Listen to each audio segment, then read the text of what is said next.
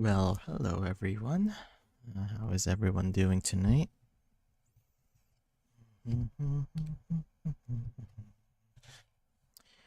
Right. So, what else? What can we talk about tonight? Honestly, hmm, tonight,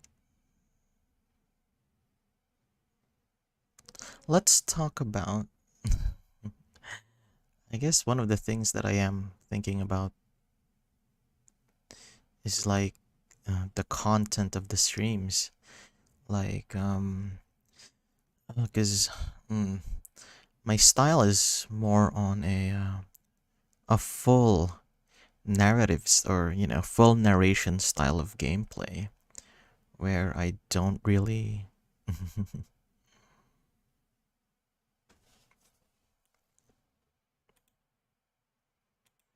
yeah, right, like I said, like it's more of like a full narration type of gameplay wherein I don't really interact with chat or anything like that. Instead I just fully voice acted narrate the works, which like I'm thinking about, would that is that actually good? Because one of the things that I do weigh out is, one is that if I do a fully interactive stream, I guess for the live viewer it would be more interesting. But what I'm concerned about is, what if it's someone just watching, like watching the video itself or like the VOD, they would feel a little bit left out in terms of the conversation, but maybe it won't. Hmm.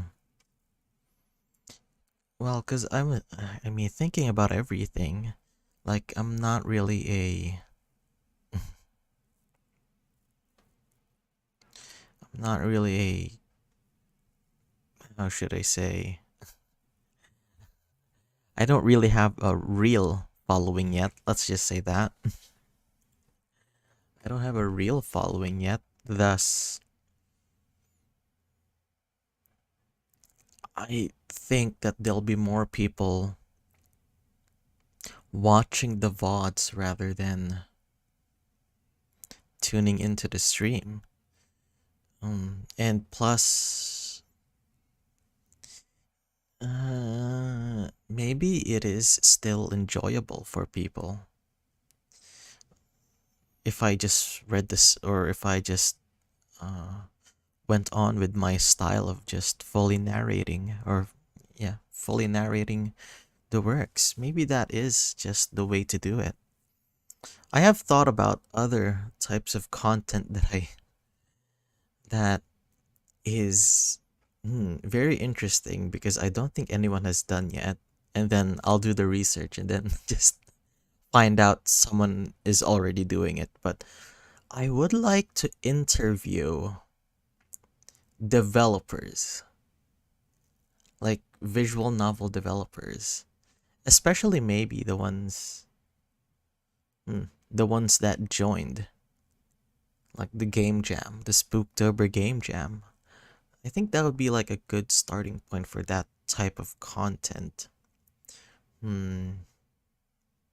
But again, like I'm not sure if any developers would agree to actually. Well, also, yeah, it's just a concept idea. I think I just thought of it maybe an hour or two ago. It's something that I do think about. It's something that I do think about, like some not really revolutionary content. It's not really revolutionary. More like, grassroots level. I think is what I would like to cultivate. More like a instead of a viral moment, trying to be viral, maybe trying to Mm, trying to build a community, like a small community and an ever expanding community, maybe at the grassroots level. But, I think that's more of a conversation to be had. Maybe a conversation to be had once we've gathered any more or, more viewers and stuff. But for now, well, I guess no, that's not really true because like the people that are watching, like my current, or rather the people who are watching right now are already part of the community. So maybe it is something I should discuss with them or, talk about it openly. And of course, good evening to everyone watching the stream right now. This is the pre show. In the pre show, I just talk about whatever type of stuff that I want to talk about. Sometimes I bring topics. Tonight, there is not really a topic, but well, yeah, good evening, everyone. If you have any questions or any queries or just interesting topics of conversation, you can use the chat. You can use the chat and tell me if there's something that's on your mind. I could literally talk about it. Well, no, not really. I was going to say I can literally talk about anything. No, that's not true. I could never talk about romance. I'm not the romantic type, you see. I'm kidding.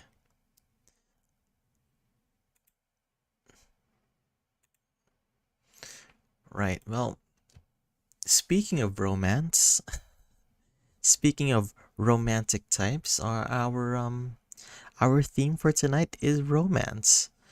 When I read these games, a lot of it has a romantic theme to it in one way or another, which is very very interesting. Like by the end of the game jam, I would love to edit everyone. I posted yesterday about the oh, good evening, Viking Sun. How are you tonight? Oh, I posted on Twitter like the list of VN characters you shouldn't trust. That's what I would love to do at the end of the game jam once I've read a lot of or at least most of the games. I would love to edit a picture of every character, every character that you should not trust. Um, that you should not trust in the visual novel games. A lot of them. I've they might seem normal at first, but it takes a turn. It always takes a turn. Something to think about, maybe. But yes. What else should we talk about? I don't know. Like, how are you tonight, Viking Sun? Like, have you been doing anything interesting lately? I know I haven't. I've just been diligently doing work. Hmm, reading visual novels, streaming. Very, very I would say mundane. Oh, by the way, did you guys see the a treasure anime? Oh, what does that mean? Treasure anime. Oh, you mean like no? Wait. Wait, Gene. Before you continue. Okay. Is it what do you mean by treasure anime? Like an anime animated by is there like a treasure studio? Is there an animation studio named Treasure? Is that, or am I, or is that? Hmm. Oh, I always laugh at myself whenever just good. Oh, okay, okay, just a good anime. Okay. Uh, I think I'm talking about a different type of anime whenever I am that Treasure Studio. Mm. Oh, I think so. I think so, Gene. I think you're thinking about a very Spice and Wolf is a classic though. Okay. I haven't watched it honestly, but yeah. Seems like a very good one. Ooh. I'm I'm just a complete degenerate really. I've realized it. I Gene, why are you like this? Why? But yeah.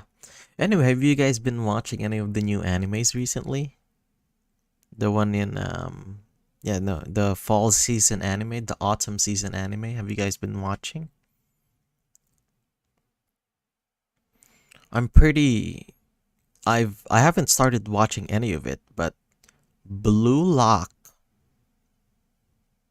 is might be really good because I'm a big fan of sports. I'm a big fan of sports anime, so watching Blue Lock seems like a very solid sports anime. My um that's my interest in it, as I would say. Oh, same here. Same here. Like I was discussing at the last pre-show. Uh, I haven't watched any of the new animes, even summer anime. Maybe the last, like I said, like the last new anime I watched was probably like 7, 8 months ago. 6, 7, 8 months ago. 6 to 8 months. It is. I would love to oh,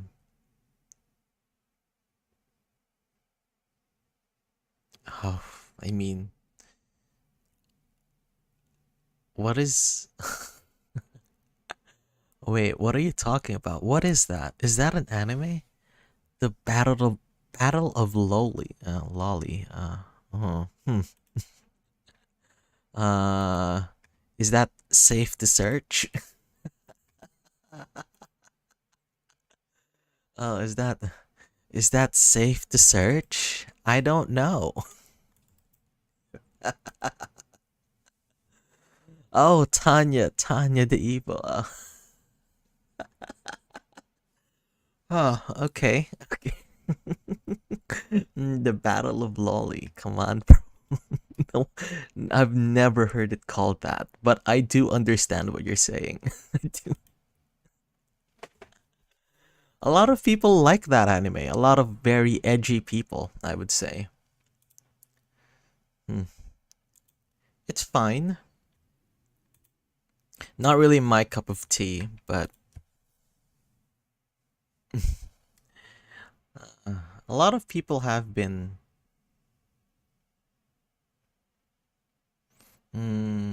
Like I have really recently I've really been thinking about lollies. Not in a weird way. Just the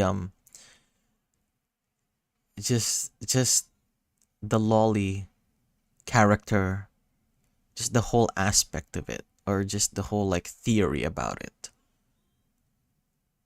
Like I don't think it's bad, yet it's not bad, but it's very unusual.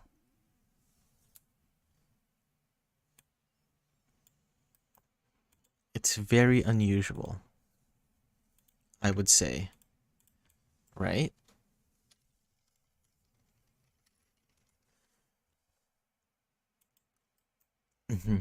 And whenever I say it's unusual, I just mean oh, No, it's fine. It's fine. It's okay. It's okay. Don't worry. Lolly is fine. I understood what you meant, so it's fine.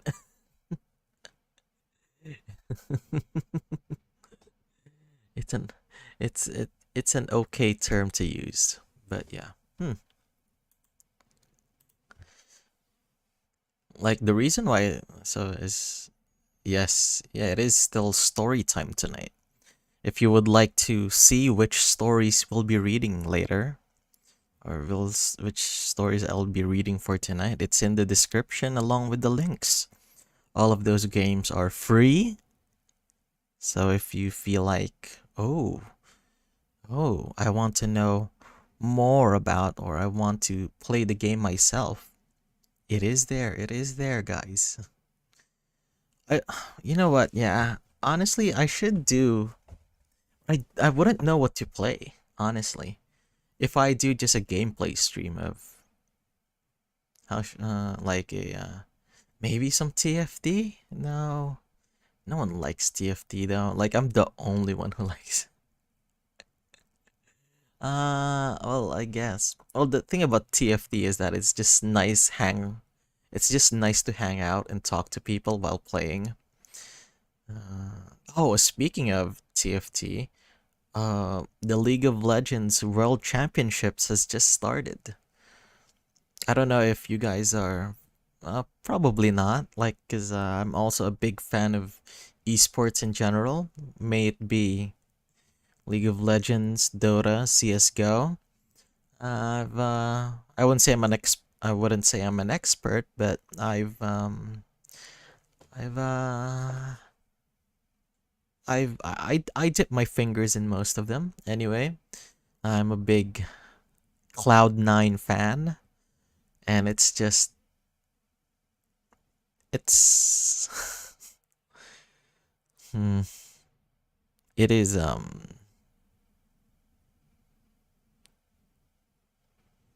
oh really, really? Oh, you want to show? Okay. Okay, send me the link. You know where to get it. Oh, or you know where to put it. Oh, there we go. Ooh. All right, let's see. Let's see if we'll be demonetized from this video. Oh, it's let's see. Let's see. Okay, so which game? Which game is it, Viking Sun? Okay, wait a minute. Oh, it's okay. It's a 15-second video. I did mute it for a while. Oh wait, no. What did I do? What? Oh, fuck. Why is it? It keeps playing. Stop playing. I don't want you to play yet. Okay. There we go. This is the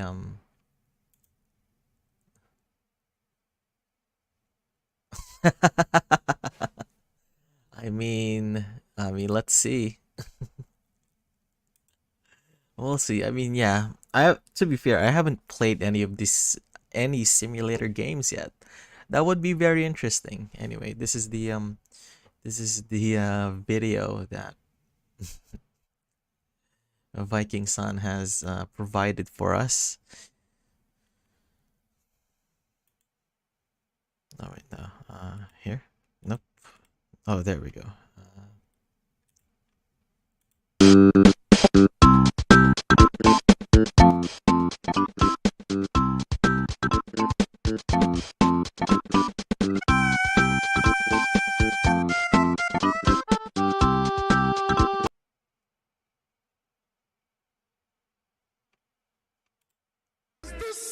Okay. I mean, I'm just entertaining. Okay, we're just we're degenerate. I'm ashamed.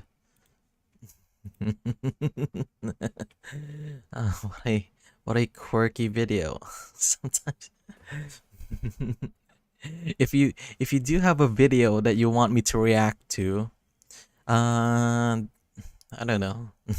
There's I do have a Discord link I do have a Discord. You could send the link there because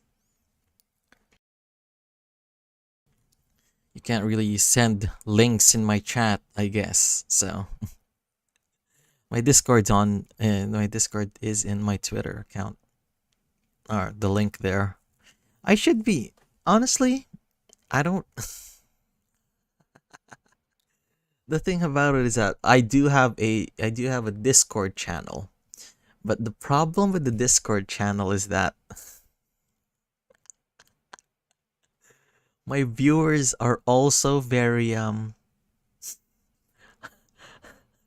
let's just say they're very depraved people. Not like they're not add to the I should add to the introduction. But the thing about I'm afraid that people, cuz you guys, okay, let me just say it. You guys are fuck oh shit, sorry. You guys are perverts. Like I told you to post. I told you not to post, not safe for work stuff. You guys posted so much. Like I've been looking at the pictures. Okay, wait. Let me look at the pictures that you guys sent. I mean, I guess a lot of it is just cats, courtesy of Steve Son and the others. But you guys are, oh, it's a lot of cats. So much cats. Wait, what the fuck just happened? I mean, okay, never mind. A lot of it is, see, look at this. Come on, Viking son, what are you doing? What are you doing? Why are you posting this? Why? You guys are. Why? Stop posting the. Stop. I mean, look at, look at these things. That's why I'm afraid of adding more people.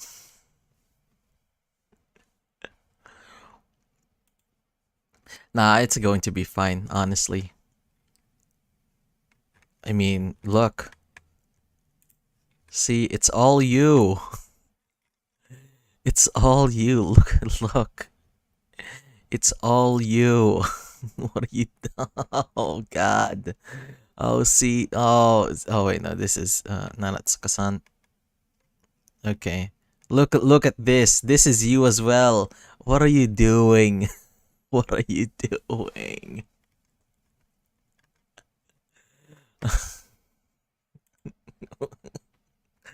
Oh goodness. Anyway, hmm. It is almost. It is almost 10. Oh please. Oh lordy. I should just create a new one. I should just create a new Discord channel. Cause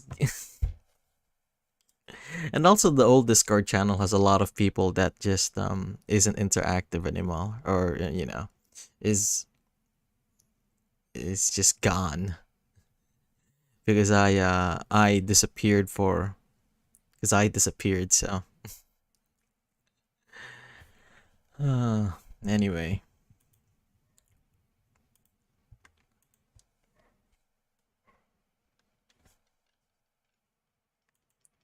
let's I think I should start getting ready for the stories. The stories, the stories, the stories.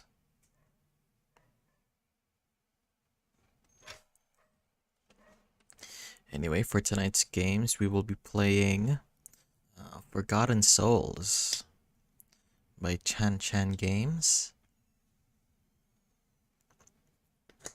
Decisions Halloween by Higher Beings, and the very infamous, or the very famous, I would say, the very famous Parasite in Love by Night Asobu. It's yeah, it actually, like, I feel like it's the best performing work out of all of it, right? Out of like the game jam. Yeah. So, with that, let me just get ready for a moment, and then we will be reading the stories. So just give me a minute. Um, I don't know if you've noticed, Viking Sun, but we are. This is a lot of the stories are horror stories, but yeah, or at least it's Halloween themed. Anyway, let me get ready.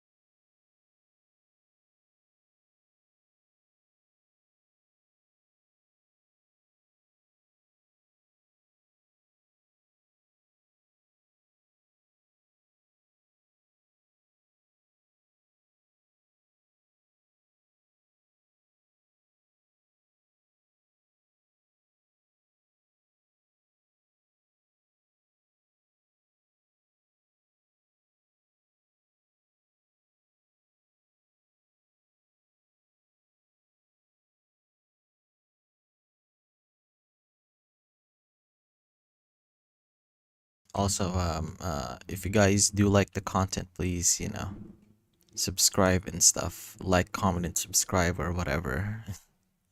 Do all of those stuffs. I really do appreciate it. It does help. So, anyway, because I always forget to say it. Always. Anyway.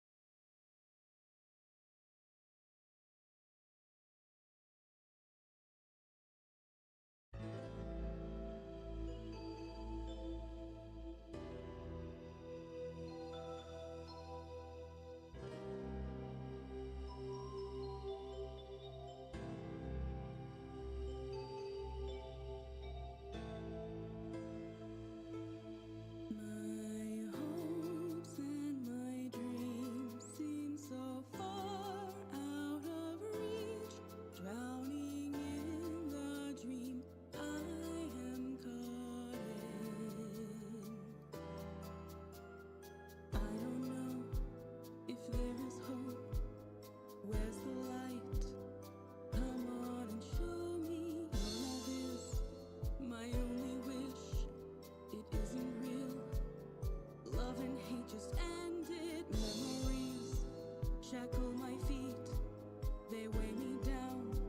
But losing it means freedom. Start to run a maze of lies. There's nowhere left to run. Let me guide you through a dream where a red field of flowers gleam. Forgotten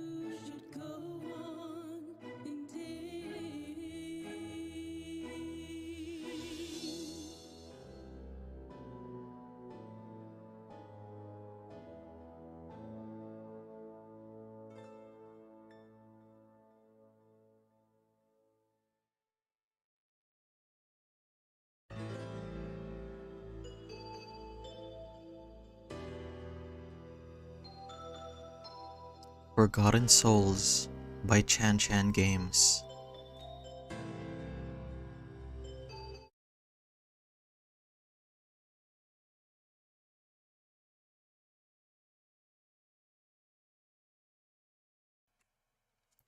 Do you want to follow Nadia? Yes.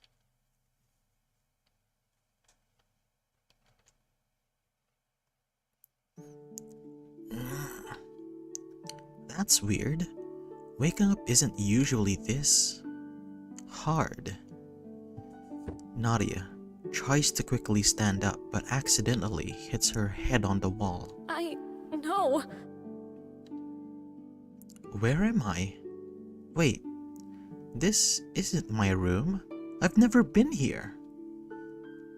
What is this place? It almost looks historical. It's quite dark. Where is the light switch? Oh. Nadia opens a door that leads to a room with light. Ah, the lights are on in this room. Hello. What the? The words come from a mysterious man standing next to her. Nadia jumps. Scram! You scared the fish sticks out of me! He must have come up to me in the dark. What a weirdo. Who are you? The name's Ozil. Nadia sizes up Ozil, looking at him up and down. Now that I can get a good look at him, he's exactly my type. Too bad I had to meet this guy in such a creepy place. And you? My name is... I know. Oh, what is my name? I don't know. I don't know my own name. Despite trying her hardest to comb her memory, Nadia couldn't remember. Oh. Just as I guessed. You really have zero memories. Surprisingly, you still know your words. I know. I can't believe I forgot my own name. Do you... Nadia. Nadia. She whispers her name. It feels odd and unfamiliar. How do you know my name? How can I be sure it is my name? I'm not sure if I can trust Ozil. Sure, he knows my name, but that's pretty weird and kinda scary. Especially when I can't remember it myself. Ozil rolls his eyes.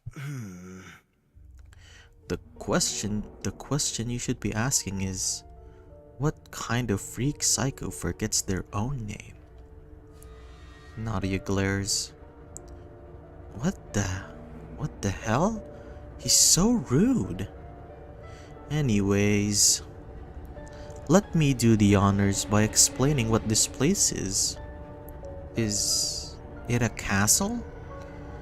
I would say it's more of a mansion rather than a castle. It's not that big. Oh. So, is this mansion in the middle of nowhere? I can't see anything clearly through these windows. Is it foggy around here? Is that so? My god, you are a blabbermouth. Ozil folds his arms and huffs, clearly annoyed by Nadia talking and talking. This place is not called the middle of nowhere. It's heaven? Hell? What? I know. Am I dead? Oh. You're in the world of dreams. What? The world of dreams? That makes no sense. I'm trapped in a world of dreams? This really doesn't sound good. Exactly. Nadia rubs her temples. Stuck. Yes. In a mansion. Mm-hmm. In a place called World of Dreams. Yeah, that sums it up. Okay. Nadia runs to the nearest window and starts banging on the panes. Scram! Let me out! Nadia, I want to go home! Wherever that is. Wait. Nadia started frantically running around the mansion. Ozil dashes after her. I need to find a way out. I'm scared. There's no one I can trust, and the only person here is that weirdo Ozil. She turns corner after corner, but no door seems to lead to the outside. There's no exit. Ah. Ozil grabs the back of her shirt and pulls her back. Hey! The force causes Nadia to fall to the ground. Ow. Scram! What the hell is wrong with you? Ozil stands above Nadia, clearly frustrated. If you would just listen to me. Fine, I will. It better be more important than finding a way out. She mutters the words mostly to herself. There is no way out. What? Oh. Calm down. I'm sure there's something we can do. A sudden wave of exhaustion hits Nadia. No. I'm too tired to think about anything. And everything feels so hopeless. Nadia, I'm just in need of rest. I need some time alone. Ozil reaches his hand out for Nadia, but she ignores it and heads back to the first room. I'm too tired to think. I just want to rest. Let me just... Oh. Nadia buries her face in the pillow. A good sleep will help me out. No. All of this is a dream. By the time I wake up, I'll be back in my own room, where I'm supposed to be. In no time at all, Nadia falls asleep.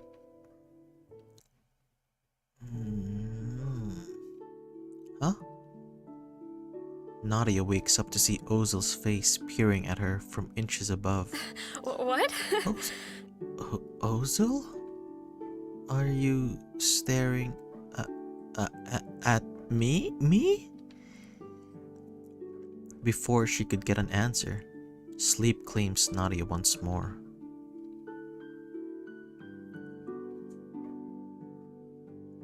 Nadia opens her eyes slowly, glancing around. The windows were too cloudy to tell what time of day it was, but at the very least, the light shining through signaled that it must be daytime.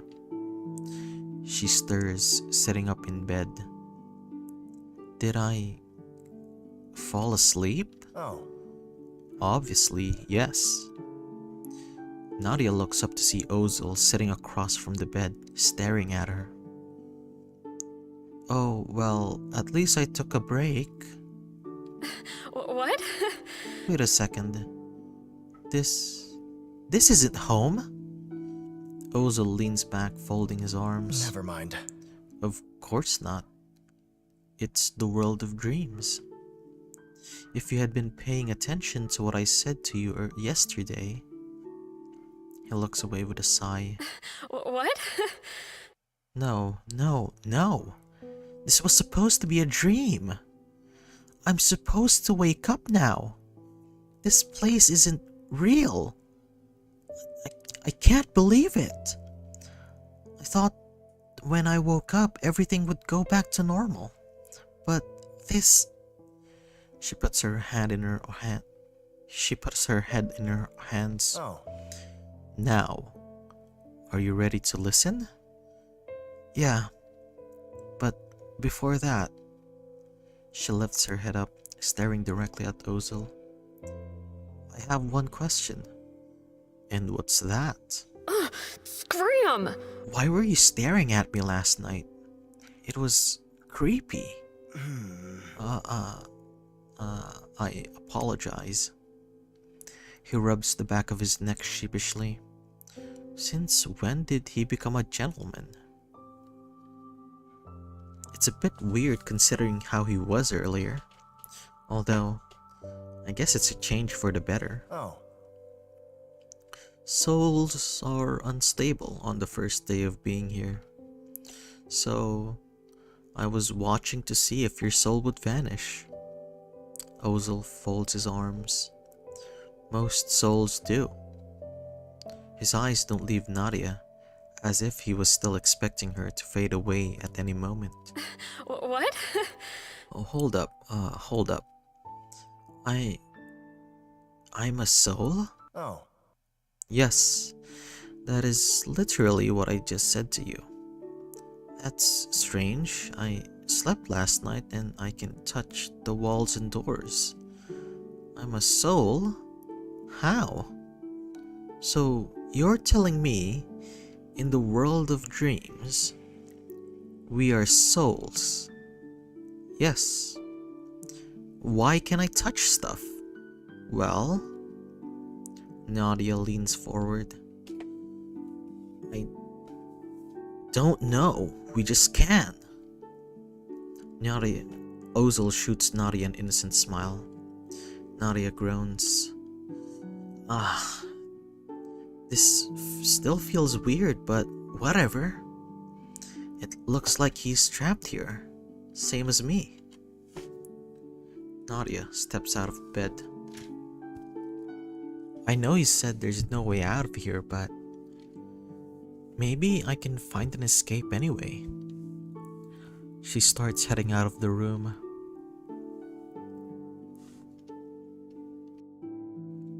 She turns behind her, facing Ozil, who is following from behind. What? Why are you following me? Oh. He pauses, as if he never considered a reason for it. There's not much else to do here. He shrugs. Nadia sighs. Fine, do whatever you want. I can't exactly blame him. This place would be way creepier if I were alone. They head inside the room nearest to them. What is this room anyway? This is well, I call it the common room. What is a common room?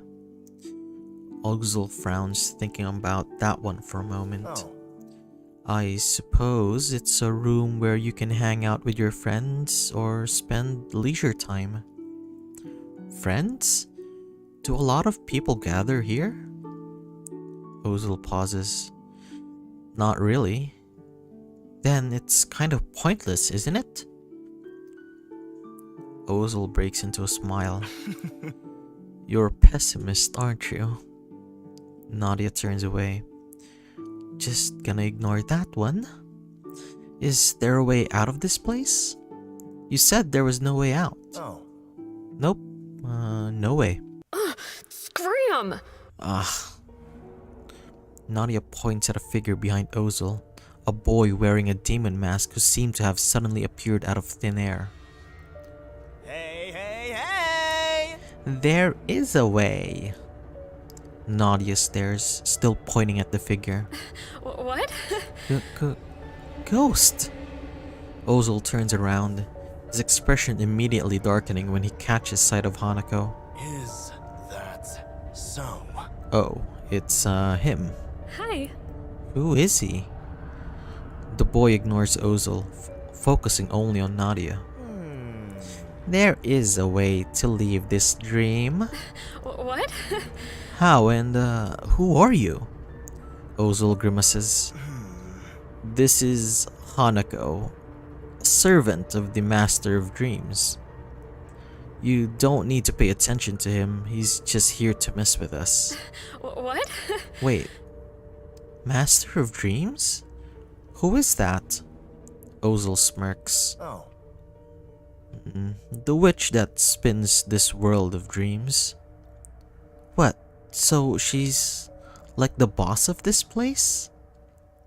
Hanako still doesn't look at Ozil. hey, hey, hey! Yes, my name is Hanako. He gives Nadia a small bow. You must make the dream flower bloom by collecting all the pieces of soul. Then you can escape this dream. What? Wait, how many pieces are there? Hanako pauses. 3. Nadia opens her mouth and asks another question, but Hanako disappears before she can say a word. What the hell did any of that mean? She turns to Ozil. Scram! I thought you said there wasn't a way out. Ozil shoots her a bright smile. I might have lied about that. God, he's making me mad. Oh, Do you want me to tell you how to escape the world of dreams or not? Or was Hanako's explanation enough for you? Nadia shifts. Hanako's explanation was pretty bad. I know. Fine. How do I get out? It's as simple as 1, 2, 3. Oh, this guy's a joke. Can I be sure about this? The only way to leave this place is by collecting the 3 pieces of soul. And where can I find these pieces of soul?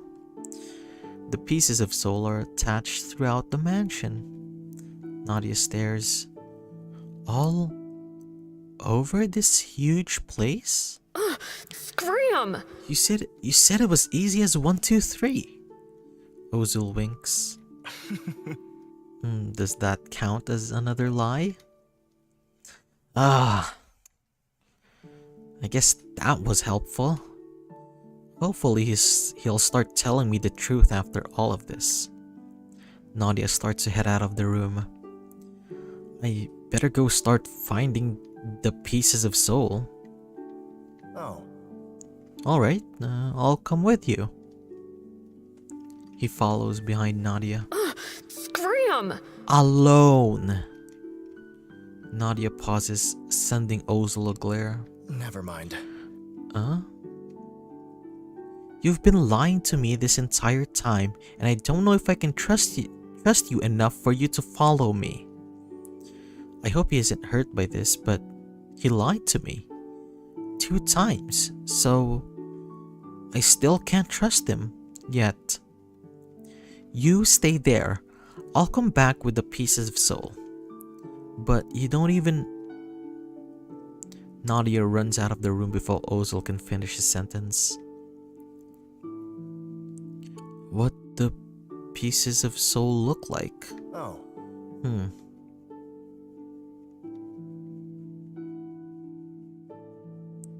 Yesterday I wasn't able to find anything, but today's going to be different. Nadia rolls up her sleeves. Alrighty then. If I were a piece of soul, where would I be? Nadia walks through the mansion, peering into each room. I need some kind of clue. Maybe a library would help. Or a study room. And an archive. It's a mansion. It wouldn't be impossible for a mansion to have a study room or a library. Yay! Maybe it could help me with my missing memory too. I hope it can.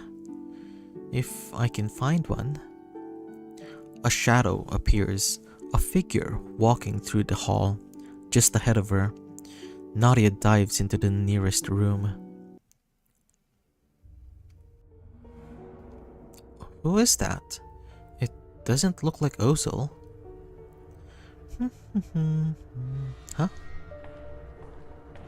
Nadia finally gets a good look at the figure.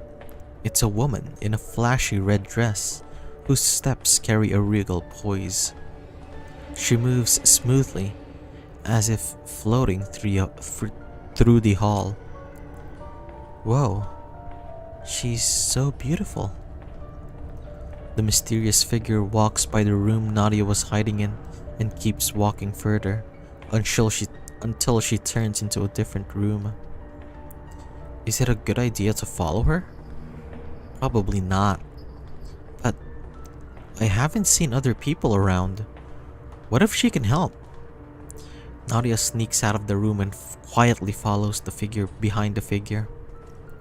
Tippy toes, tippy toes. The woman turns around.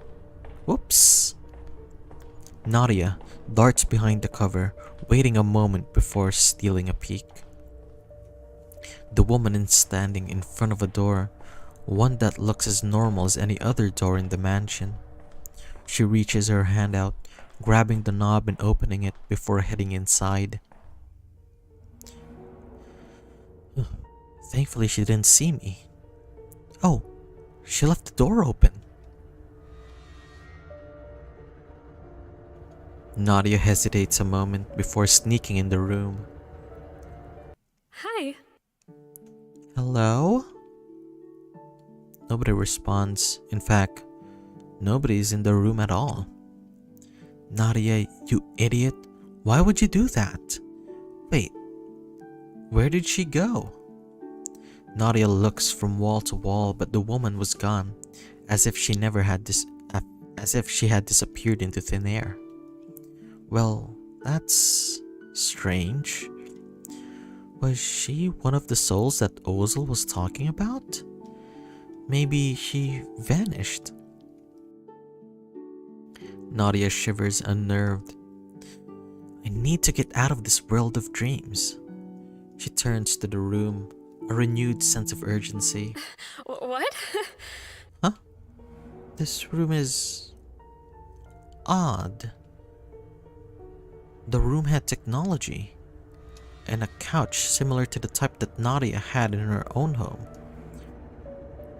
How come other rooms look like they came out of an antique shop, and this one looks so normal? She takes a few steps around the room before her eyes are drawn to one of the walls. Huh? Writing, and it looks... Nadia stares at one of the walls filled with scribbles in red marker, repeating the same word over and over. Forget. Forget.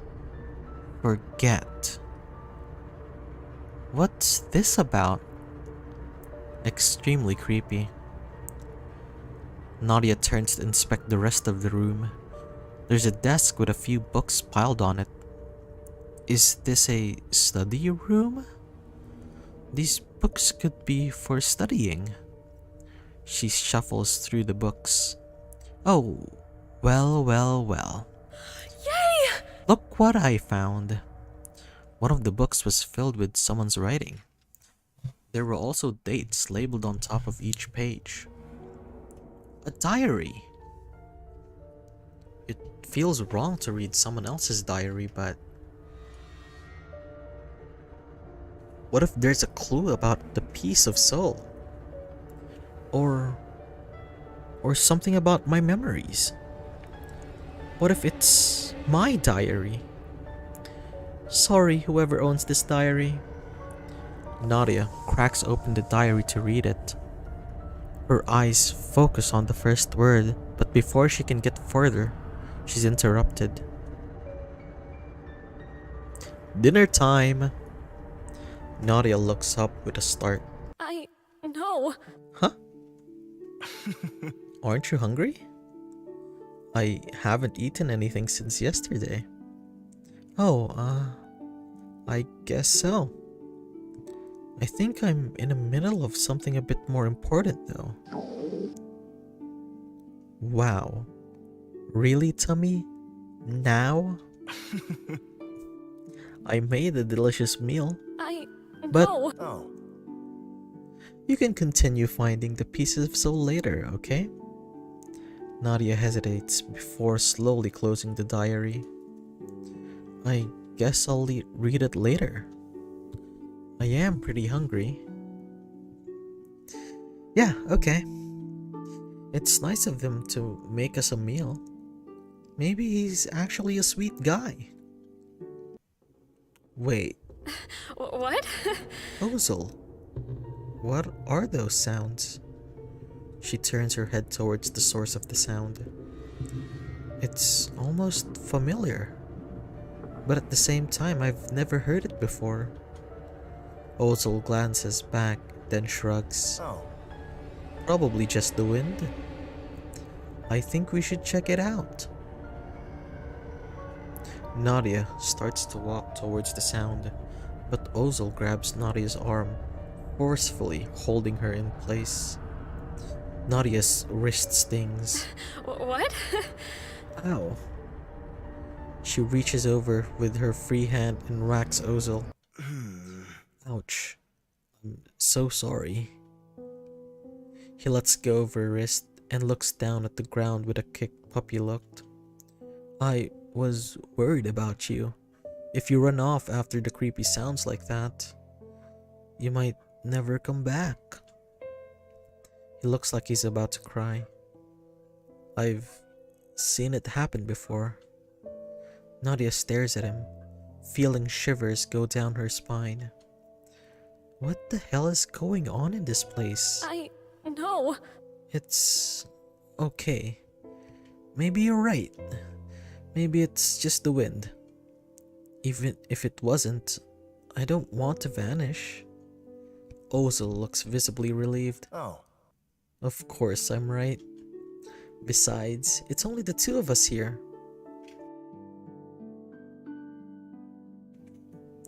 The two of us? Wait. Ozil walks down the hall too quickly for Nadia to carry the conversation. She hurries after, and they enter the kitchen. Dinner is served. Whoa! Nadia sits down, eyeing the food eagerly. There's a variety of foods on the table. Some were savory, some were sweet, some look like they could make you full just by looking at it. Yay! I wanna eat all of it. Suit yourself. It's all for you. He shoots Nadia a pleasant smile. Aw, you really can be sweet. What? Nothing. It's just, this is the first time I've seen you smile. I'm glad. It's not really that big of a deal. There's not exactly much to smile about, given the situation. But this food, yeah, this is definitely great. Nadia and Ozil enjoy their meal. Nadia makes a point to try a bit of everything. Yay! That was delicious! Ozil beams. I'm a great cook, aren't I? You sure are. What a nice guy. Maybe I misjudged him. After all, he was all alone in this place.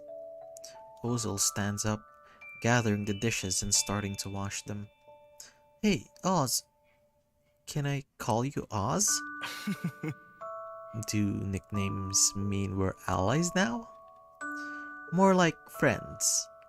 Ozil smiles, a warm smile lighting up his face. Then sure. I'd love it if you called me Oz. Yay! Great.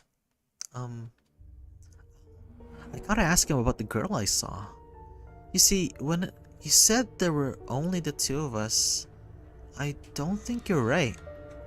Ozil tilts his head, the smile fading. What are you talking about? There's actually two other people with us. Hanako and a girl. Ozil rolls his eyes. Hanako doesn't count. He's not a person, but his expression grows serious. A girl? He frowns, his brows knotting together with concern. What? You've never seen her? I've been here for a while. If there was another person here, I would have known. He pauses, pursing his lips together in worry. Are you sure you saw someone? Yeah. She disappeared when she entered the room you found me in. Ozil turns off the water and walks back to the table. He looks down at Nadia, inspecting her for a moment. Maybe. He hesitates. Never mind. Maybe it was just a hallucination. This place can drive you a bit nuts. I guess that's possible. I mean, I've never seen clothes like that before. Nadia looks down at the table, clenching her fists. Ugh. I don't like to admit it. I swear I saw something. No.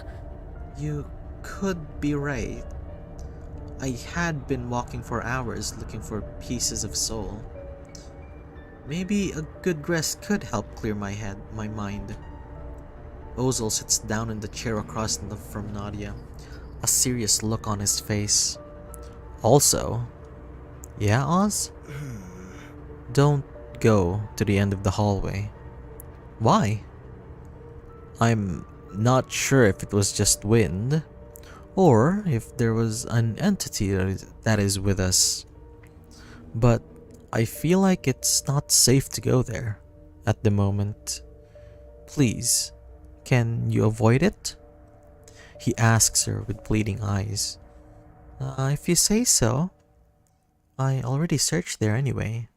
Hopefully Oz can figure out what it was. Those sounds were unsettling. Now, let's get that good sleep we deserve. His expression brightens up and shoots Nadia a smile. She manages a smile in return. Yay! Sounds great to me. I could really use the rest. I might have been hallucinating. How scary. I can't tell if it's nighttime or not, but let's assume it is. Night, Oz! She stands up and heads out of the room. Nighty night, Nadia. 3 days. It's been 3 days since I got here and I'm still as clueless as ever. Nadia paced up and down the room. Her train of thought is derailed by a familiar voice from behind the door. Good morning, Nadia. Hi. Morning, Oz. Are you okay? Scram! What do you think, Oz? I'm tired, worried, and as clueless as ever. Do I sound okay to you, Oz? Oh. Well, you're clearly not okay. That's why I'm here. To help. Ozil gave Nadia a reassuring smile. Why are you so nice? You must be really good with the ladies. Well, just the lady. Someone a lot like you, actually. Interesting. She must be a very special lady. Yeah. Ozil looks away from Nadia, slightly uneasy. Anyway, how about we continue our search?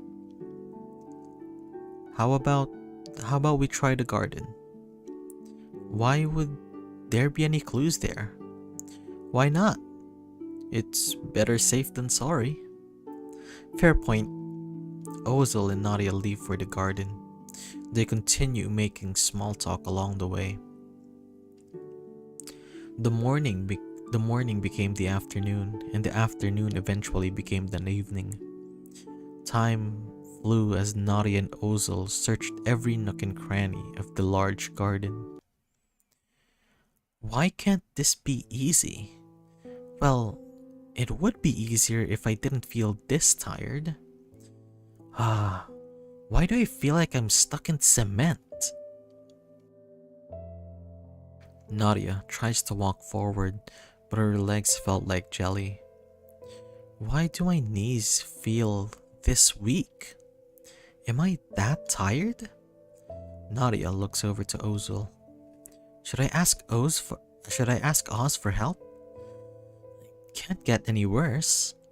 Oh, before any words could leave her mouth, Nadia found herself falling. She braced for impact. Nadia felt no pain.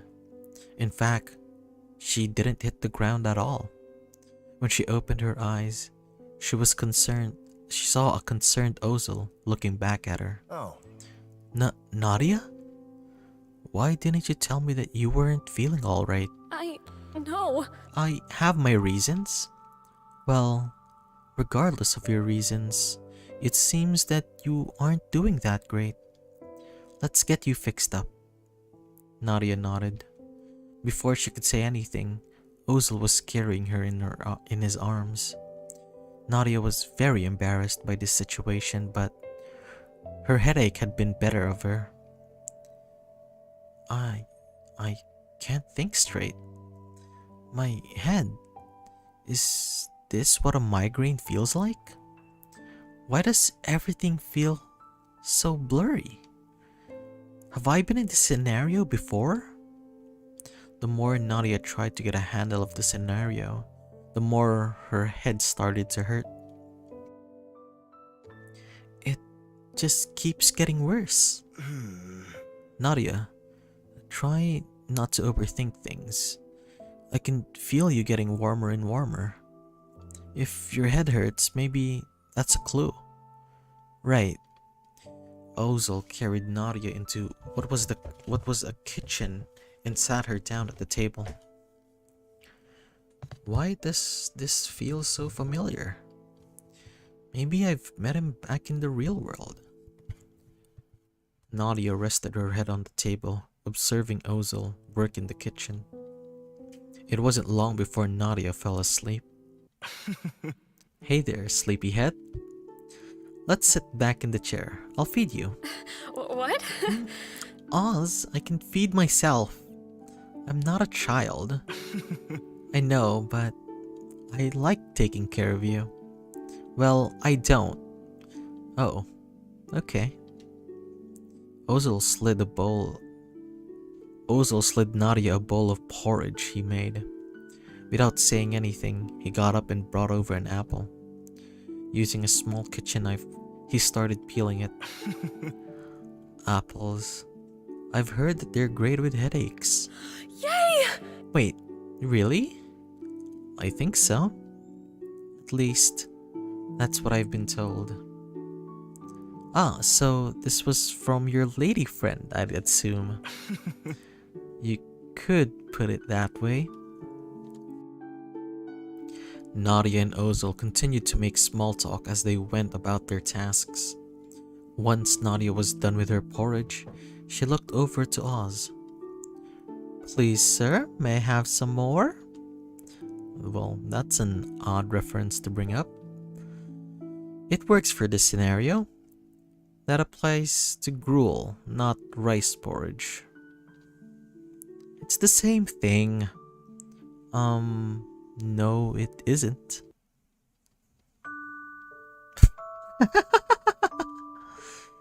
Why isn't he laughing? That was a killer reference. Oh gosh, my head. And she's slowly starting to lose functionality of her brain cells. Ozil muttered under his breath. Alright, Nadia, let me give you some vitamin C and maybe save those 4 remaining brain cells. Ozil got up from his seat and sat next to Nadia. He was holding a small plate with very few apple slices on it. Say ah. Yay! Ah. Is that so? I didn't mean to shout it. That's what she said.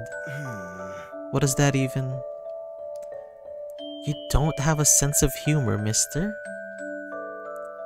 Oh, if you weren't this cute, I'd be very annoyed right now. I'm not cute. You are. I'd be flattered by that comment if I were saying it. But sadly, it's the fever talking. Ozil managed to feed Nadia a few apple slices that he had on his plate. Once he had got up to wash the plate, Nadia resigned to herself, watching his movements once more. Eventually, Nadia rested her head on the table, slowly falling asleep. I guess I'll carry her. When Nadia wakes up, she finds herself facing the wall. Rolling over to her other side, she was greeted with Hanako's lifeless mask staring at her, mere centimeters from her face. Ah! Did he just laugh at me under his mask? What the hell? Scram! What is it with you people in watching me sleep? Do you not have anything better to do? It's creepy. No way. I'm not like Ozil. He watches you every night. Scram! And that's supposed to make me feel better? How exactly? No way. It's not. Wow. Just wow. What else is there to do? The Master of Dreams is no fun to be around. The Master of Dreams? Would he know how I could get out of here? Then why didn't you call her the Mistress of Dreams? I get a feeling that he doesn't like being corrected. Hanako continued to face Nadia, not saying anything. Okay, I get it. Get what? I just thought that... Never mind. I have something to confirm. And what would that be? Hanako reached into his pocket and pulled out a beat-up photo. Look at this. And is this what I think it is? And what do you think it is? Sure, just answered my question with another question. Hanako waved the photo in front of Nadia once more. Fine, I get the point. Let's see the photo. Nadia took the photo from Hanako and took a look at it. The photo was of three strangers. One of them was Nadia, and the other two had their face crossed out.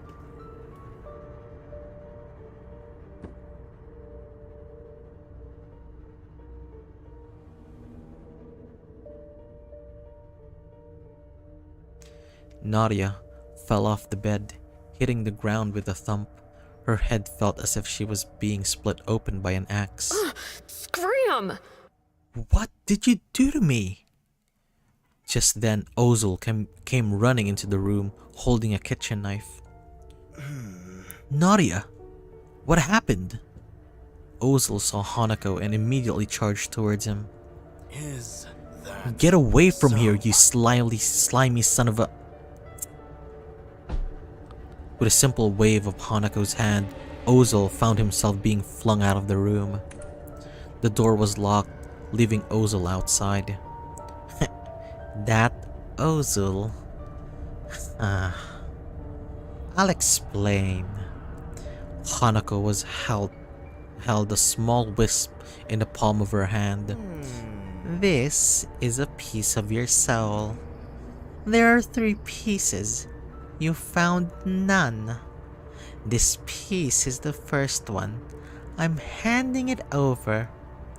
Nadia, as I once wrote, beware, the snake is hiding in the tall grass. The beautiful die young, but the crooked live a long life.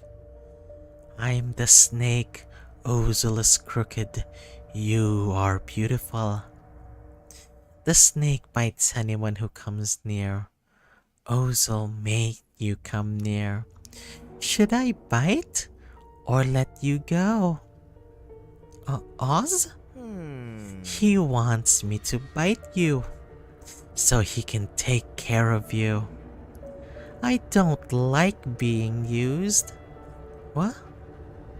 Hanako started levitating in the air. Hey, hey, hey! Nadia, make a deal with me. Nadia was coming back to her senses. A deal? What kind of deal? A devilish aura started emanating from around Hanako. The lights in the room began to dim, leaving a single light above Hanako, shining at its normal luminosity, creating a spotlight. To enter the game, one may end it if they so please. The payment, a soul. Hanako extended a handout for Nadia to take. The atmosphere of the room started to grow heavier by the second. Ozil was screaming his lungs out on the other side of the door. Is Nadia! so Don't listen to anything that Hanako has to say!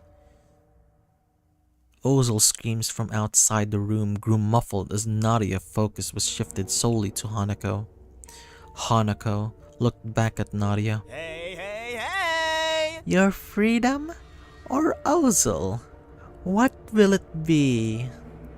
Nadia reaches out to take Hanako's hand, but she stops herself for a moment. This is what I've wanted since I got here.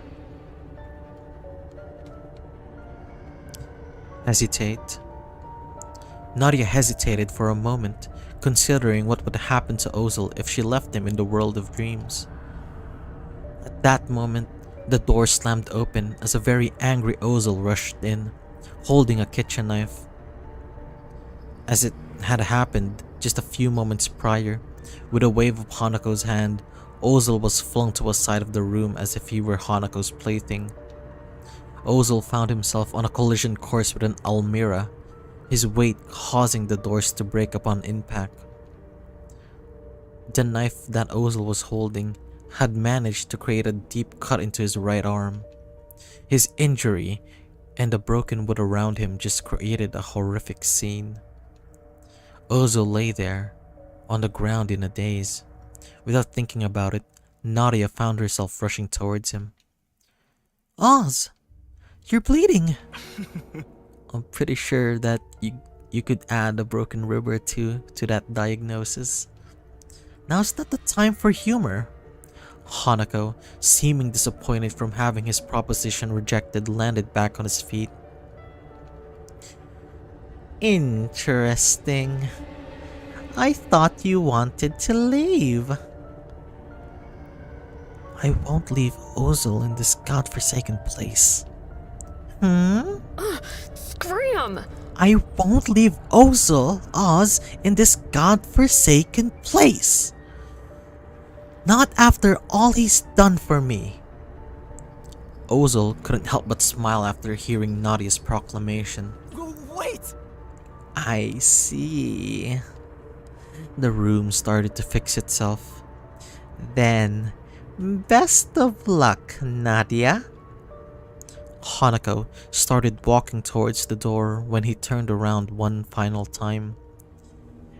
Ozil? Disgusting. Hanako turns his head to stare at Ozil silently for a moment before walking out of the room, leaving Nadia alone with a sounded Ozil.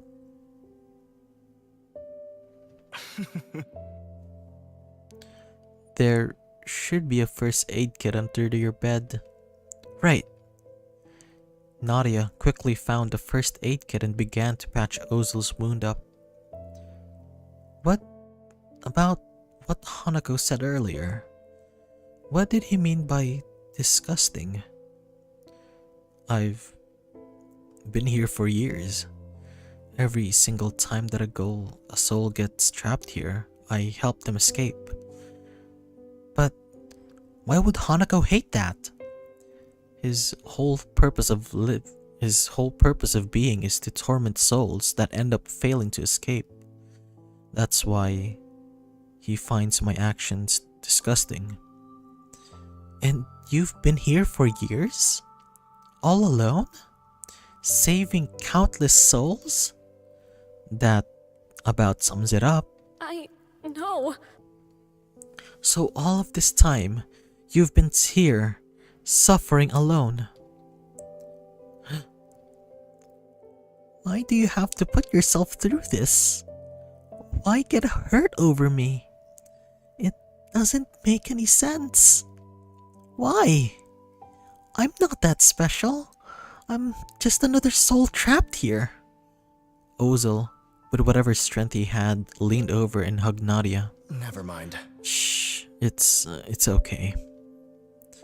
The pain is worth it. Why are you this selfless? I've been nothing but selfish and mean. I never saw it that way. But Never mind. don't overthink it. Okay. Nadia felt like a small creature in Ozil's arms, similar to a mouse caught in a cage, small, cold and shaking. In the background, it started to rain. What started out as a gentle pitter-patter on the windows quickly devolved into a distant peal of thunder. After some time had passed, Nadia fell asleep in Ozil's arms. I want us to stay like this forever.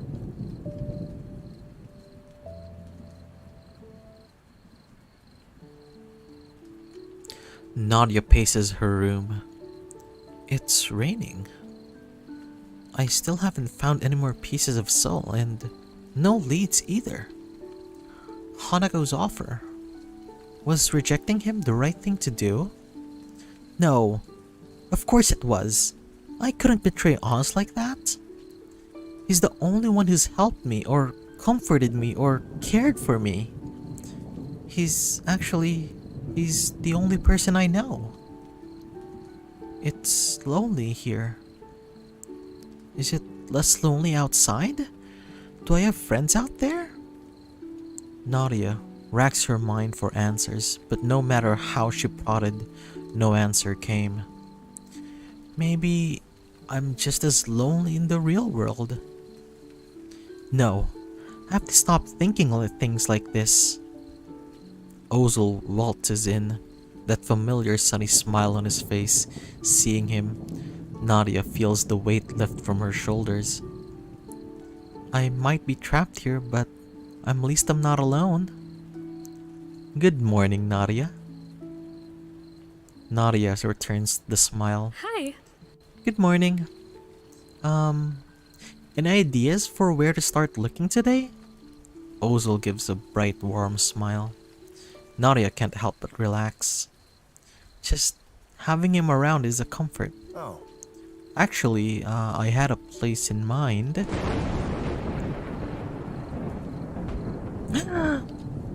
After the ear-splitting thunder, the whole mansion seemed silent. Made worse by how pitch black it was, Ozil is nowhere to be seen. He was just at the door. He can't be too far. Nadia? Where are you? His voice is trembling. Nadia's stomach drops. I've never heard him sound like that before. I wish I could see him. Nadia heads towards the sound of his voice. Ozil? Where are you? I can't see. Nadia fumbles in the dark. Ouch! She hits her leg on a table and grabs it, hopping out for a moment. Nadia? Are you okay?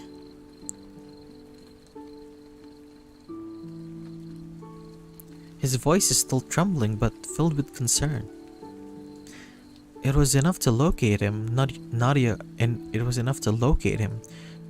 rushes over. No. It was nothing. I just ran into something. Honestly, it still hurts, but Oz is more important than a bruise. From the close proximity, Nadia can hear Ozil's shaky breath. Good. I was worried about you. He sounds worse than before. Poor Oz. Nadia reaches out an arm, carefully taking his hand. Are you okay?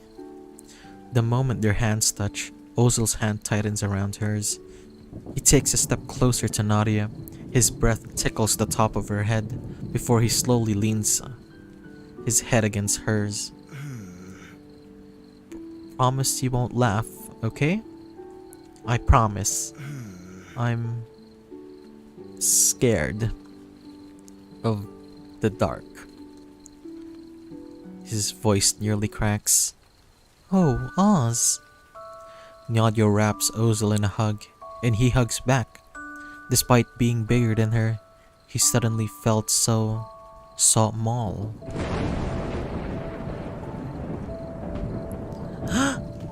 She flinches at the sudden sound. Ozil's hug gets tighter, almost suffocating. This is starting to scare me, even me. Maybe we should move somewhere else together. What? Well, why don't we sit down? There's bed. The bed? He says it weakly, like he had the air punched out of him. I think I made it worse. I'm not sure what he's thinking, but I better elaborate.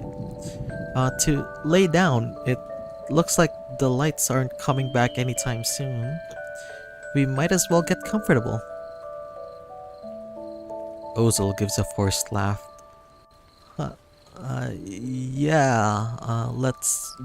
Let's go. Nadia hesitates for a moment. I don't want to step away just yet. Ozil's arms are surprisingly comfortable and there's something familiar about them. But Ozil shakes Nadia's arms. As much as I want to do it more, I can only hug half of him. Probably less than that. Nadia pulls away, taking Ozil's hand and leading him towards the bed. Ow! Nadia? Are you okay? Yeah, I'm fine. Just ran into something. Again. Nadia guides him to the bed and she sits down. We're at the bed now. Ozil sits down next to her, arm pressing up against hers. His body is stiff at first, but after a moment, he slowly relaxes. He's so vulnerable. Nadia puts an arm around Ozil. Nadia, thank you. He pulls closer. A moment passes before he leans his head against Nadia. Nadia. He says her name slowly, savoring the word. Huh? What is it? Nothing. I'm just glad that you're here. He lets out a slow breath. The two of them silently look at each other. You know... Oh. I can only see your face. The rest of you melts into the darkness. Me too. I can't see much else. But seeing your face is enough for me. As long as I know you're still here. His eyes don't leave Nadia's face. Yay! Oh, the light's back on. Oh. So it is. Despite his words, he hadn't relaxed. His shoulders were still tense, his fists clenched. That's no good. He shouldn't have to be like that. Just looking at how tense he is makes me want to comfort him. Nadia wraps her arms around Oz before pulling the both of them down to the bed. Hey! Sorry. I thought you looked like you could relax a bit more. Ozil keeps staring. What is it? Ozil starts to smile, a glowing smile as warm as the sun. Nothing. Nadia, I've never been more comfortable with anyone else.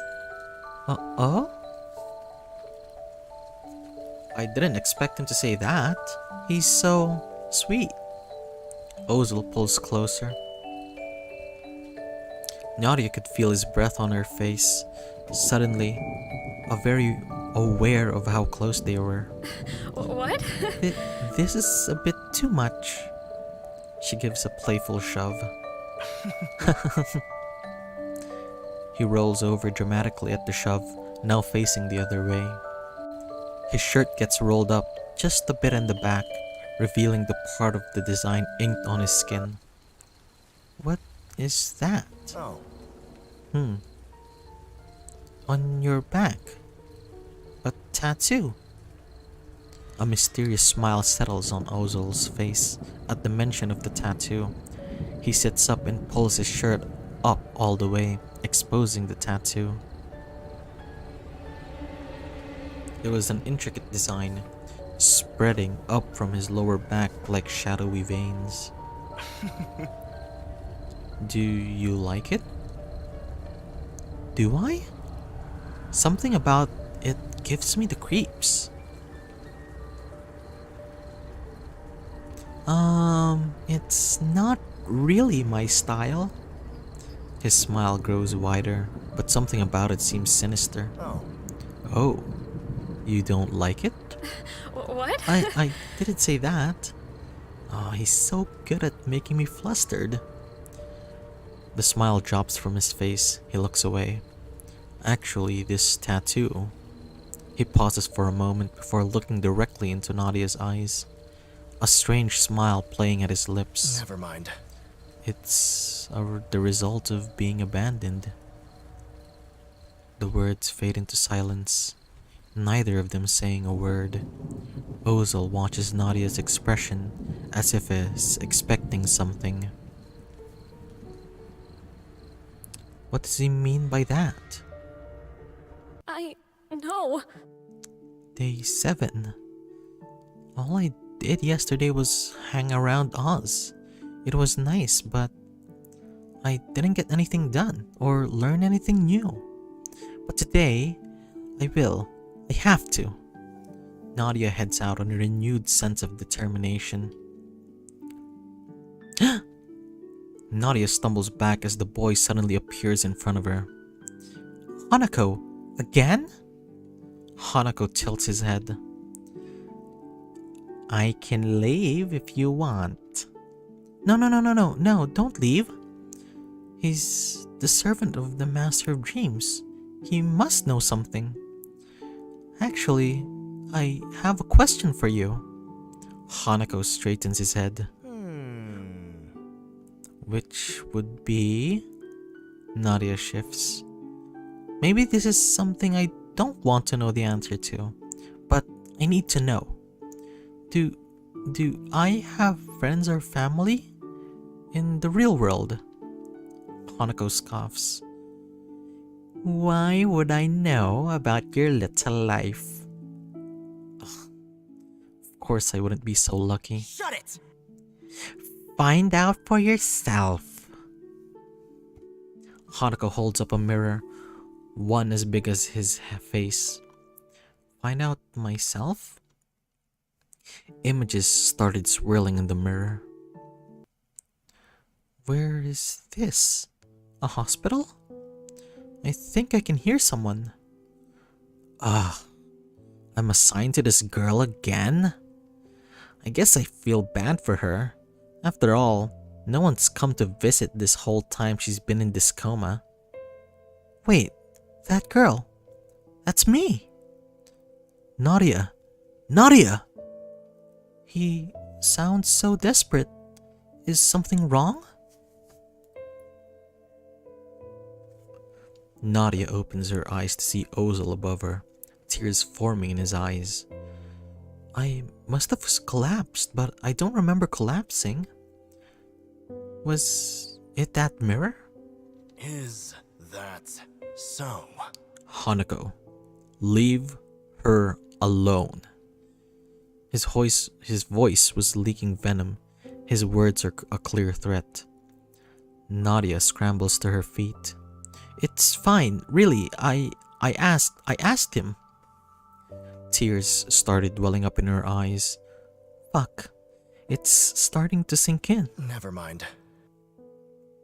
Nadia? What's wrong? Did he do something to you? What? No, it's not Hanako. It's everything. It's being here. I'm never going to leave. I'll be stuck here and everyone out there will forget me. And I... Tears started streaming down Nadia's face. She covers her face, trying to muffle her sobs. Ozil, eyes grow wide. Before he turns on Hanako, his expression immediately harsher. Is that so?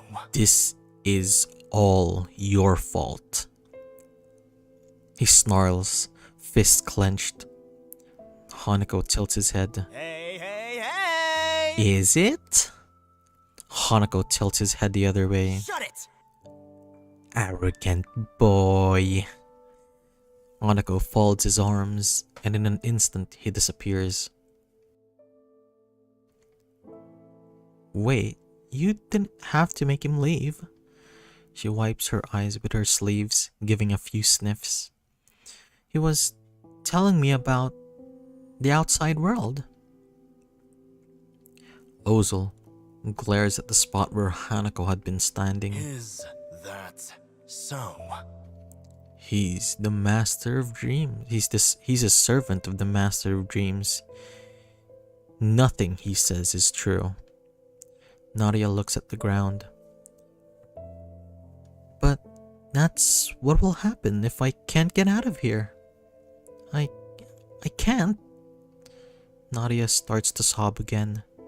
An enraged expression passes over Ozil's face. Is that This so? is bullshit. He throws his fist against the wall, leaving it there for a moment before he squeezes his eyes shut. A wave of pain passes across his face before he slowly lets out his breath. Never mind. I can't stand to see you like this, Nadia. He looks back at her, a new, wild look of determination in his eyes. I know how to get you out of here. What? There's another way. I know you won't like it, but... What? What is it? Tell me. Urgency runs through her voice. Ozil frowns. You have to kill the Master of Dreams. That will break the dream. Nadia stares at the tears sliding down on her face.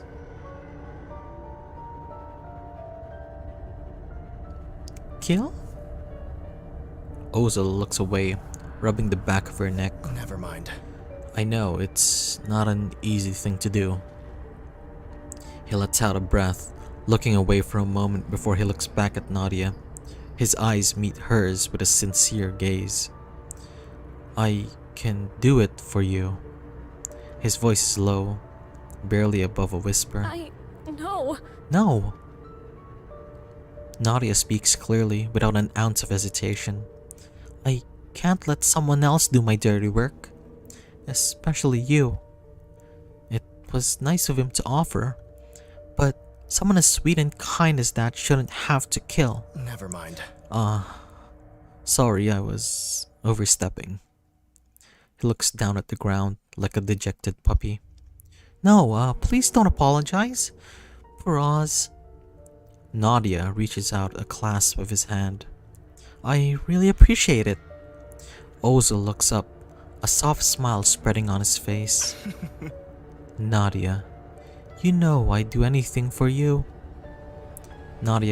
He gives Nadia's hand a squeeze. He's so sweet. I almost believe it. Yay! Thanks, Oz. I'd do anything for you too. As much as I can here. Ozil brightens up her words. Really? His eyes light up, like a little boy in a toy shop. He leans closer to Nadia, his smile growing even more.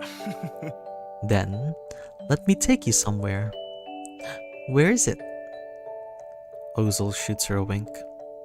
It's a surprise. Nadia's heart flutters. Those wings are dangerous. Okay, why not? It's not like there's that many places to go anyway. Ozil beams. My heart. He's too radiant. This way then. He gives a light tug to at Nadia's hand before leading her down the hallway. I've been to all these places and still nothing. No pieces of soul. Ozil glances back at her before his expression darkens. Hey. He stops in front of Nadia. Stop thinking. What? Huh? No, He holds her hand in his... He holds her face in his hands. Stop worrying. For now, only think about me. Nadia blushes. What a line. I'm getting embarrassed just hearing it. But it's kind of nice too. Alright, sure. Ozil leans his face closer. Sure? He shoots her like as if feigning offense. Yes, okay. He's really good at teasing. Ozil relaxes, letting go of Nadia's face, reaching down and grabbing her hand again, and the two of them start walking. Oh. Should we talk while we walk so we don't get distracted again? Okay. What about you? Ozil brightens up at the moment of himself. Me? What about me? He flashes a bright smile. Do you remember anything about the real world? His smile falters. Never mind. Yes, I got all of my memories, but it was too late. Too late? Everyone already left me, so... Why should I go back? He says it casually, through a humorless smile. Nadia frowns. Oz, No. I'm sorry, I'm here for you. Ozil's smile fades and he looks at Nadia tenderly. Never mind. And you won't leave? Of course I won't leave you. Ozil erupts into a wide smile, grinning like a child. He gives a tug at Nadia's hand. Come on, let's run. Run? Wait! Ozil starts to run, and Nadia follows. The two of them break into laughter, running down the hallways as the laughter echoes through the halls of the mansion. They keep going as the hallways change, starting to look different than the places with which Nadia was familiar. Stop! I can't run anymore! Nadia stops running and takes a moment to pant, catching her breath. Ozil stops next to her, still holding her hand. Your stamina isn't very good. What if something was chasing you? What would you do? He beams at Nadia, although something in the smile gave Nadia the shivers. Nadia gives him a playful shove in return. Scram! Don't say something like that! Knowing this creepy place, it's not impossible. Ozil merely laughs. Nadia takes a moment before to look around. I've never been in this section of the mansion before. This place is bigger than I thought. I want to look for a piece of soul, but I promised Oz. Where are we going? Ozil smiles and the two of them come to a stop. We're here. They stop in front of two large doors. I've definitely never been here before. Why don't you do the honors? Go ahead, open it. Nadia pushes the doors open. Yay! Wow. The doors open to reveal a huge ballroom with polished floors and a shining chandelier. This is so beautiful. I've never seen anything like this. She takes a few steps out on the floor, glancing around, taking in everything. I know every inch of the mansion. It's got a lot of hidden gems. Nadia twirls around the dance floor. I know it's silly, but I kind of feel like a princess. Ozil chuckles. You look like you belong here. Maybe if I had a fancy dress. Nonsense. He holds his hand out to Nadia.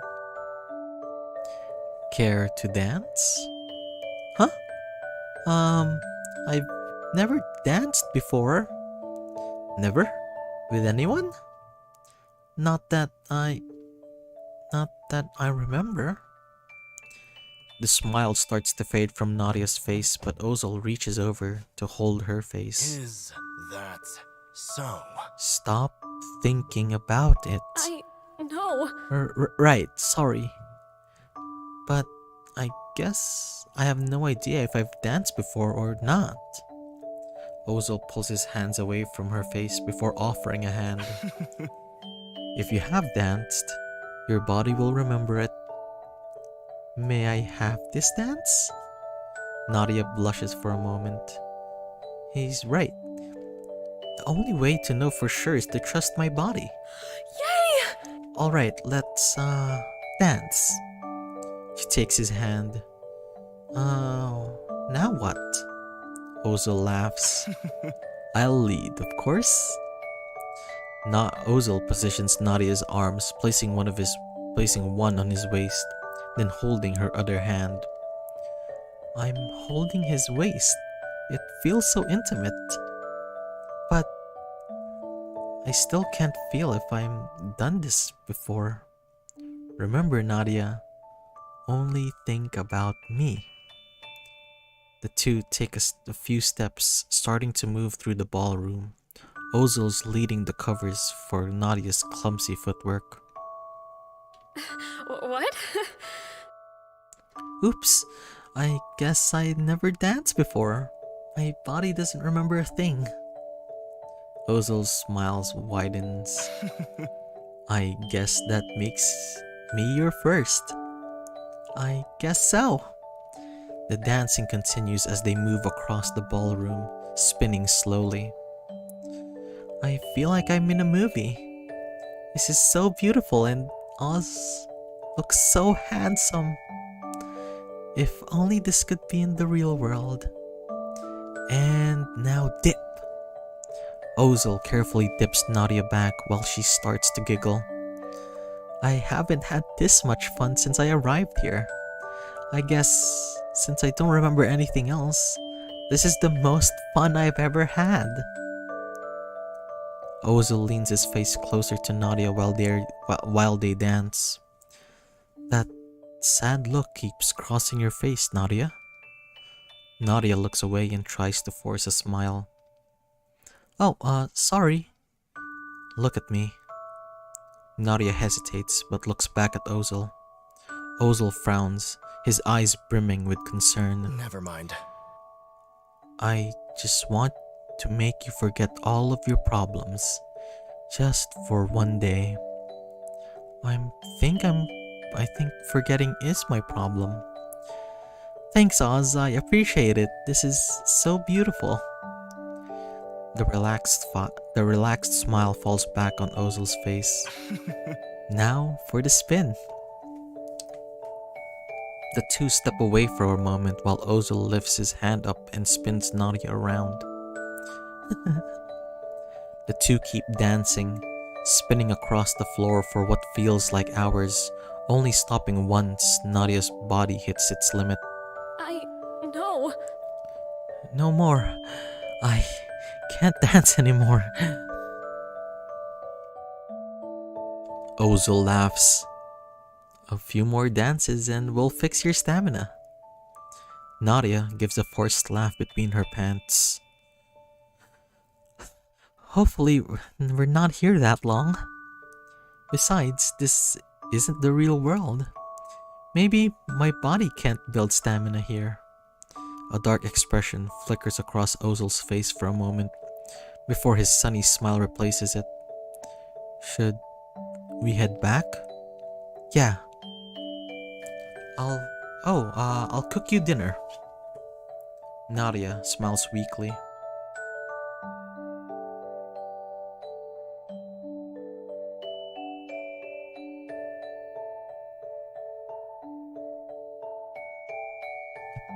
You do so much for me, Oz. Thank you. Of course, Nadia. I'll do anything for you. That was such a good dinner. Oz is an amazing chef as usual. Nadia walks to her room, reaching out to open the door. Oh, What? Hanako, were you waiting right by the door the whole time? I swear, that kid is going to give me a heart attack. Maybe. Hanako wanders around Nadia's room, picking up things, observing them for a moment, then placing them back down. Why is he even here? Hi. Hello? Oh, right. Sorry, I was inspecting the dream. Hanako lets out a wry smile. Part of the job working for the Master of Dreams? He spits out words wryly. Huh? I can never tell what he's thinking. I wish I could see his face. Oh. Yeah? I remembered. Hanako folds his arms. Shut it! The Master of Dreams is not your enemy. Nadia stiffens. Scram! You work for her. How can I trust you? Shut it! How can you trust Ozil? Scram! Ozil has been nothing but nice to me. But all you've been is cryptic. I am not your friend, that is true. No way. But does that make me a liar? And does being your friend mean I wouldn't lie? Ah, talking to him makes my head hurt. Nadia folds her arms, imitating Hanako's pose. Scram! Is that all you came to tell me? Wait! No. Hanako now puts on his hands on his hips. You must not follow Ozil's plans. The Master of Dreams is not your enemy. Yeah, you already said that. Why not? Why isn't she my enemy? Hanako stops folding his arms, letting them drop loosely to his sides. He tilts his head. Why would she be? I don't even know why I bother. After running, then dancing, I just don't have energy for this. Nadia sighs. I'm going to sleep. Can you leave? Without saying a word, Hanako disappears. Nadia sits down in her bed. I don't know what to do. Is Hanako right, or is he messing with me? But Oz has only been helping me the whole time. Why would he lie? And if killing the Master of Dreams is the only way of escaping, could I even do that? Kill someone? Maybe there's another way. Or maybe there isn't. What should I do? That isn't the right choice. I'll escape without killing anyone. I can't do it. Killing isn't the answer. Besides, maybe Hanako isn't lying. Maybe it really would be bad to kill the Master of Dreams. Nadia turns back to her bedroom, going inside and closing the door. I'll have to break the news to Oz. I hope you won't be too disappointed. She lays down in bed. Suddenly, I feel so tired. I guess I haven't been getting good sleep lately. Maybe I'll just take a nap. Nadia drifts off to sleep. Nadia wakes up with a stretch. Yay! That was a pretty good sleep. I feel really rested now. She gets out of bed. Alright, off to find those pieces of my soul. And to find Ozil, to tell him that I changed my mind. Usually he runs into me pretty fast. I guess I'll keep looking around until I see him. Who knows? I might find a piece of soul. Nadia makes a cursory glance through the rooms near hers. I've already looked through all of these rooms. Still nothing. Nadia keeps wandering. I guess I haven't looked through these rooms yet. She steps inside a room. Wow. What a big room. It looks like some sort of stage. Nadia? Is that you in here? Nadia turns to see Ozil approaching her. I thought I heard you. I was looking for you actually. And the pieces of my soul. Ozil tilts his head with a frown. You're still looking? Nadia nods. Yes, I've decided. I won't kill anyone. We'll find my pieces of soul and get out of here peacefully.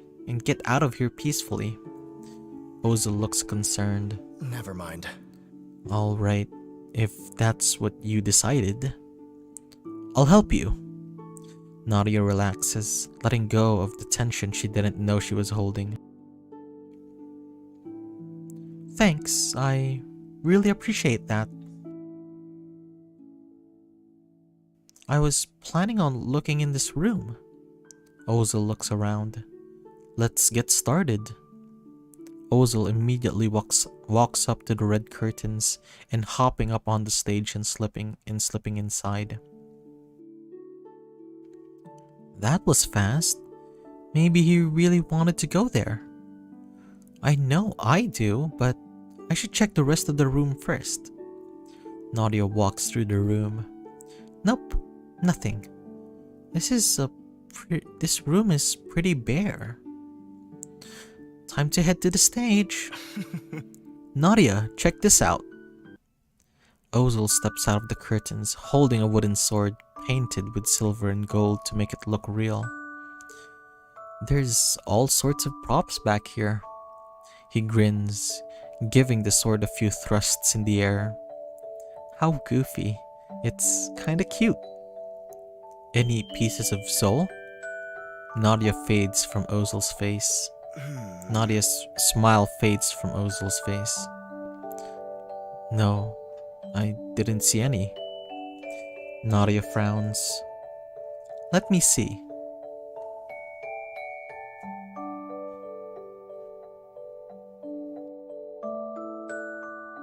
She climbs up on the stage and heads behind the curtain. Oh, wow, you weren't kidding. There's a bunch of junk back here. Oh, Junk? I think it's treasure. Have a little imagination. Nadia comes out wearing a prop tiara. Ozil covers his mouth. Cute. Nadia blushes, but she gives a curtsy. Ozil laughs. I guess you're the princess and I'm the knight. He kneels in front of Nadia, feigning a serious expression. Lady Nadia, I will serve you for all eternity. What? Oz. Nadia starts to blush, and she can't help but laugh as well. I haven't been able to have this much fun since I got here. Ozil starts to smile. No pieces of soul, but it's not a total waste, right? Nadia sits at the edge of the stage. Yeah, I guess not. Ozil sits next to her. There's a lot of fun places in the mansion. I could show you all of them. I'd like that. I guess I don't mind talking a while to find the pieces of my soul. I guess I don't mind taking a while to find the pieces of my soul. Because Ozil is right here with me. Ozil lays on his back looking up. Where to next, Nadia? Let's search the rooms nearby. She hops off the stage and holds out her hand to him. Ready to go? Ozil sits up, taking her hand while a bright smile spreads on his face. Nadia, I'm always ready to go anywhere with you. Let's see, what's in this next room? The two walk into a greenhouse, sprawling with plants of all kinds, the moonlight shimmering on the leaves. Yay!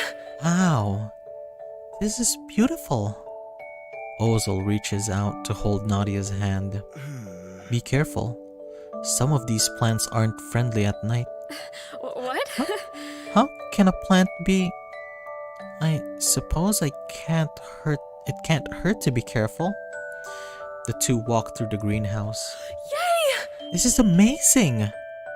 She looks up, catching a sight of the sky through the glass. Wow, this is the first time I've seen the stars here. I guess since I don't remember, it's actually my first time seeing the stars. Ever. Ozil smiles warmly. If I knew how much you like it, I would have shown this to you earlier. He gives Nadia's hand a squeeze. Nadia returns the warm smile. Thanks, Oz. I'm glad I'm not here alone. Me too. Actually, I really like you, Nadia. Nadia's smile grows wider. I like you too, Oz.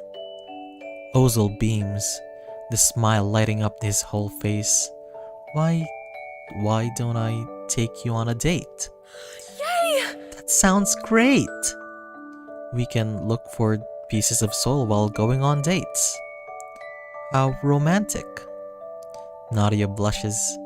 Oz? You don't want to? No, Actually, I'd love to. It's, just a bit embarrassing. Ozil gives a laugh. I'll have to make sure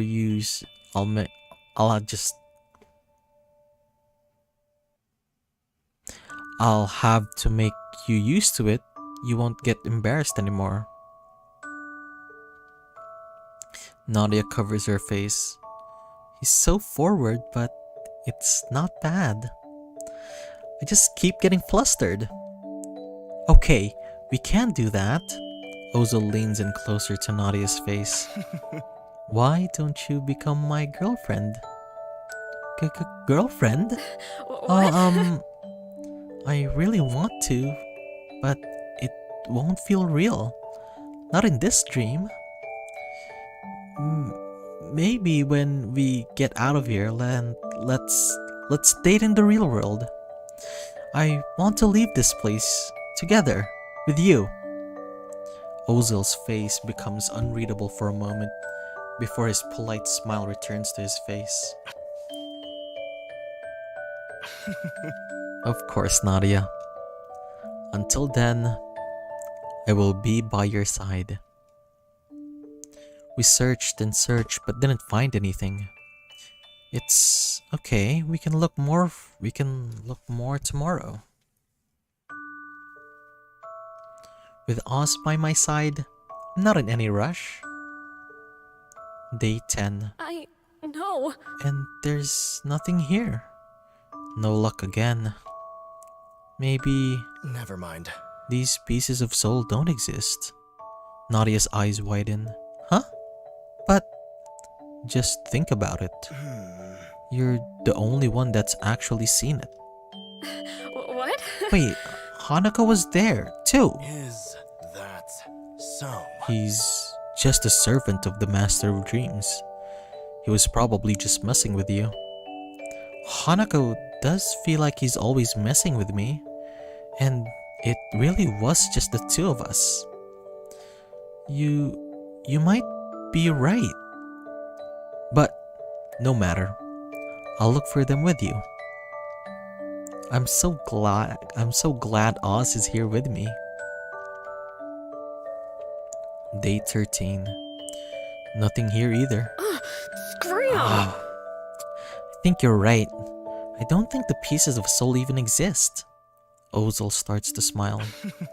I'm glad you finally realized. I was a bit worried. I feel so stupid. Still, maybe we should finish up checking the rest of the mansion before I throw in the towel? Oh. Of course, Nadia. But why don't we take a break? We could go dancing again. Fuck it. Yay! Yeah, let's go dance. Day 17. No. Nothing here. We're running out of places to look. At least we had fun dancing yesterday and the day before. Ozil perks up. Yes, Nadia.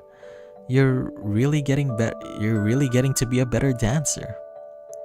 Nadia grins at the praise. Yay! Thank you, thank you. She reaches out to hold Ozil's hand. It's all thanks to you. She gives his hand a squeeze. Actually, I've been thinking. Why wait until we leave? I want to be your girlfriend. Ozil grins wide, looking happier than Nadia has ever seen him. He throws his arms around Nadia in a hug. Me too. Me too.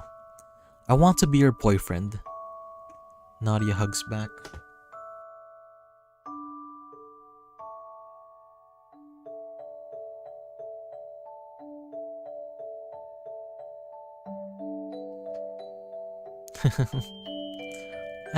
I love you, Nadia. Nadia pulls away from the hug, her eyes wide. Love, you don't have to reply. I just wanted you to know. Nadia relaxes. Thanks for telling me. The two walk hand in hand in silence, with Nadia occasionally searching here and there for a soul piece. Two big smiles on both of their faces.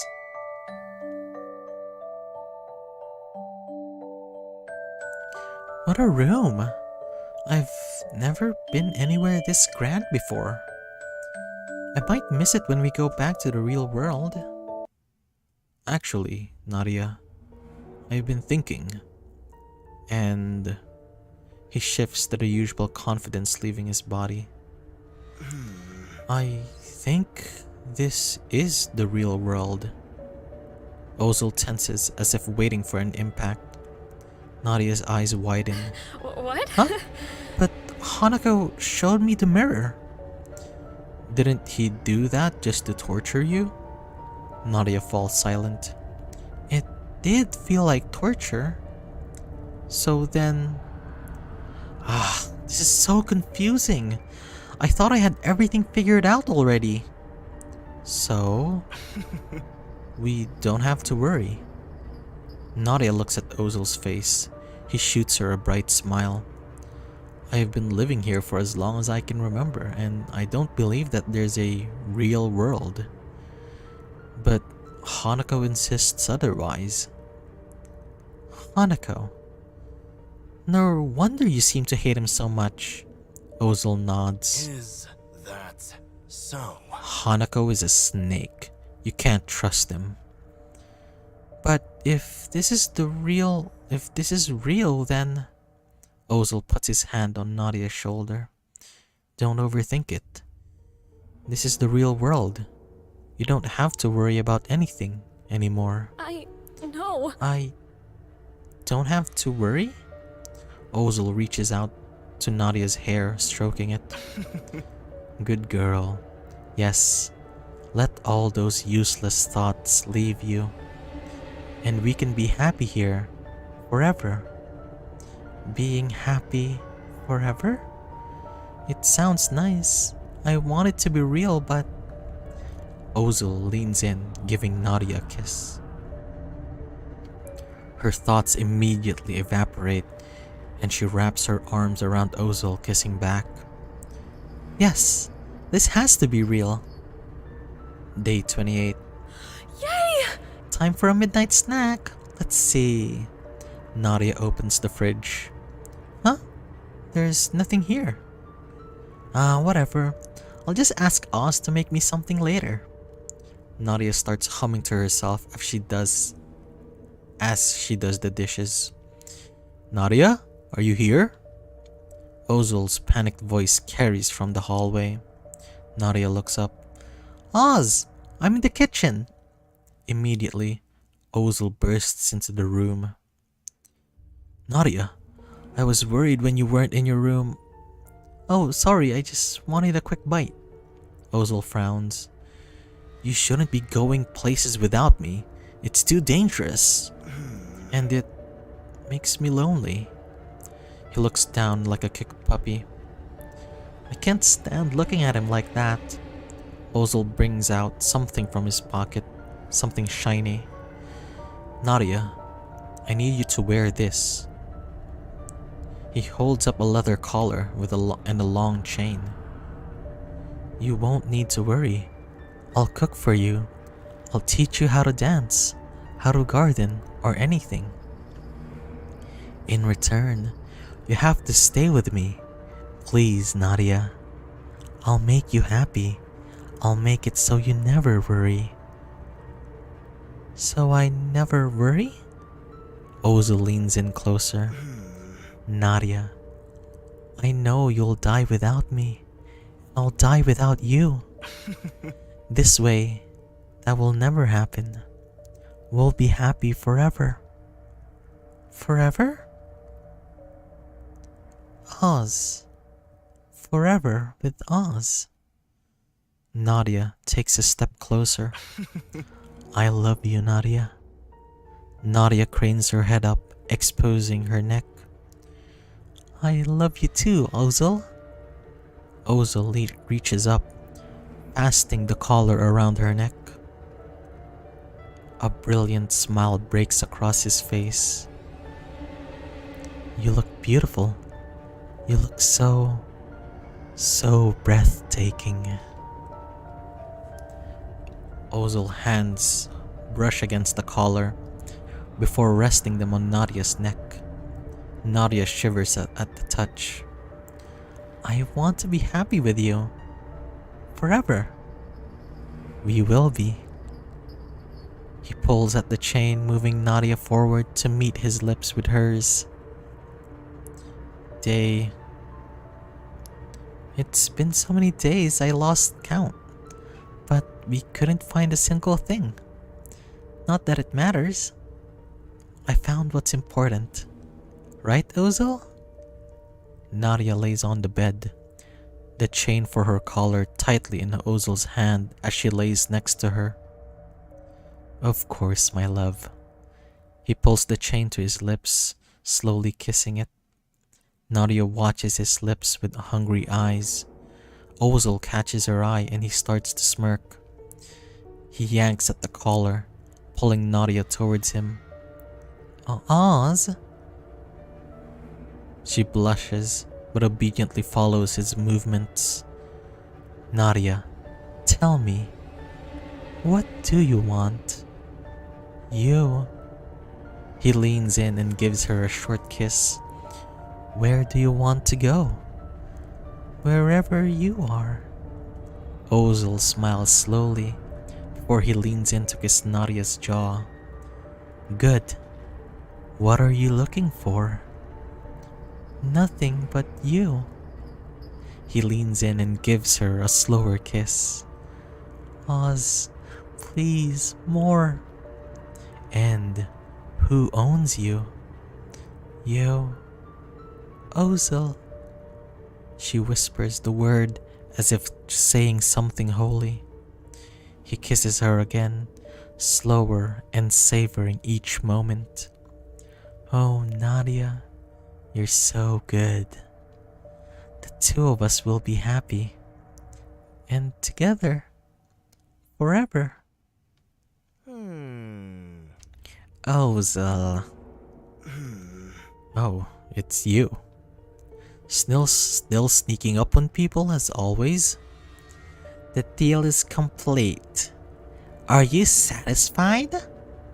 A wicked smile spreads on Ozil's face. I couldn't be more satisfied.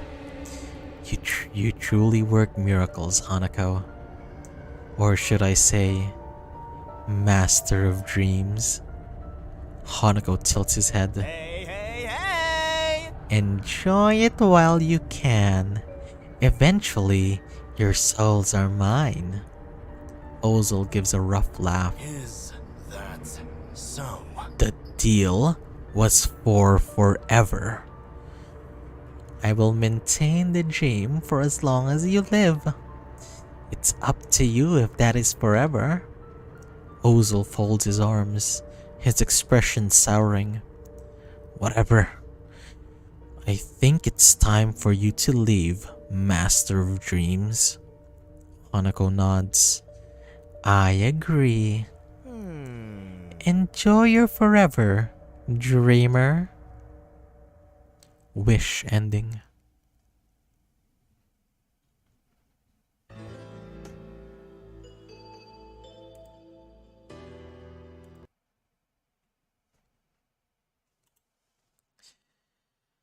Whew, wow. What a what a very interesting game. What an interesting story. Would you like to find out what happens if you oppose, if Nadia catches on to what Ozil was thinking? Well, maybe you should download and play the game yourself. It's going to be in the description below, so please support the devs, support the team that made it, and give them the love. Anyway, the night is young and we still have more works to read. Oh my goodness, I feel like this is going to be another long stream. I've it's going to be fine. Don't worry about it. Like, we'll be able to.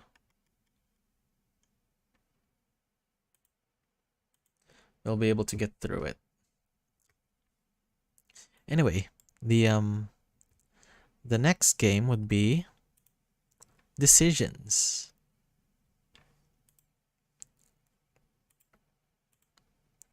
Although give me a moment.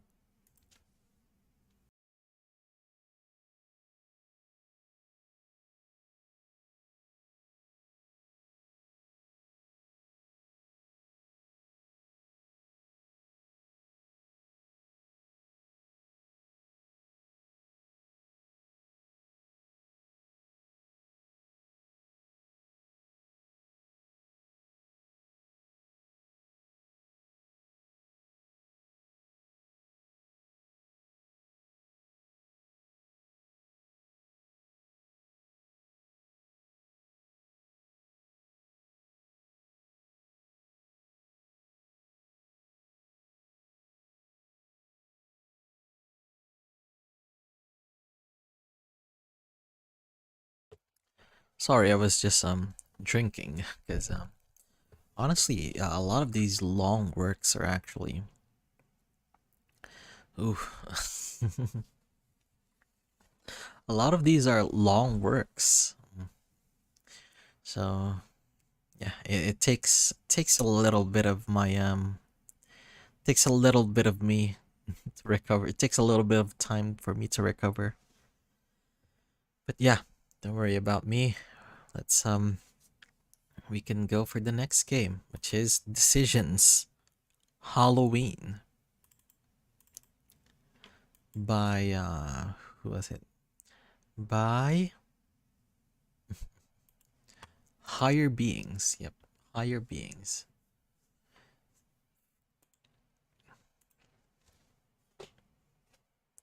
I feel so lazy, but I should I should cut up all of the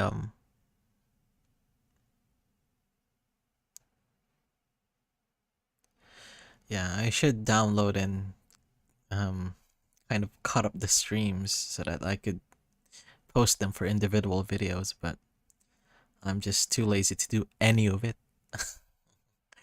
Anyway, I'll be give me a moment because I need a break. So be right back.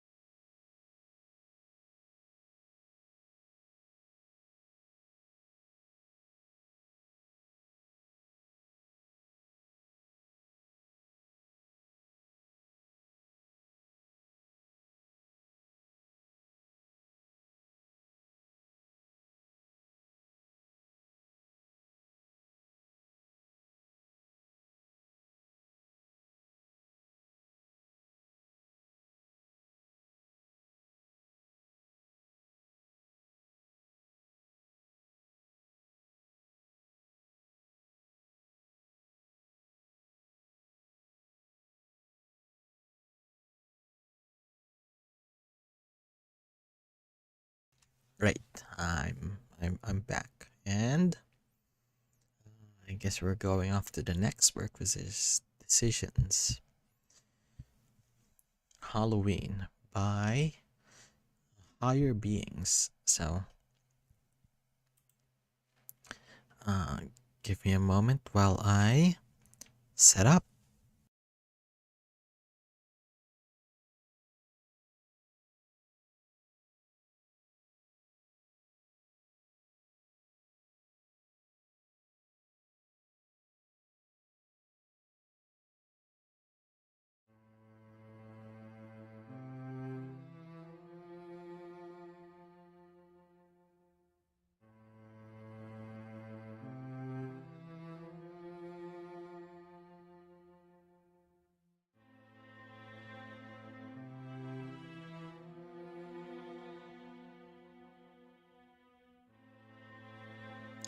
Decisions by Higher Beings.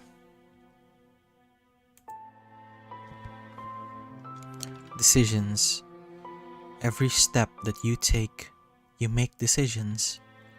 Every day you make decisions. Every hour you make decisions. Every minute you make decisions. Every second you make decisions. And every decision and every time decisions are made, there are consequences. Some are very little or non-existent, like walking across the room or sitting in a chair. Some consequences have more impact on your life, like walking in the rain or climbing a damaged stairs. One of those decisions may be both good and bad at the same time, because there are always things beyond our control. decisions that are made elsewhere by someone else. But even the smallest decisions can have a massive consequences. Tanner.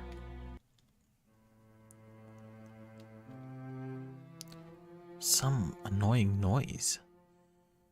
Some annoying noise tells me something, but I don't know what. What does it mean? Noise. Darkness. Dark. Eyes closed. Darkness and annoying noise. I don't want to wake up. You reach your hand towards the noise, not opening your eyes. Soon enough, you grab your phone and turn the alarm off. Wake up. You open your eyes. You look at the time. 6:05. Why would I get up this early? And why would I set up my alarm this early? Ah, fuck it. I can still sleep. You close your eyes.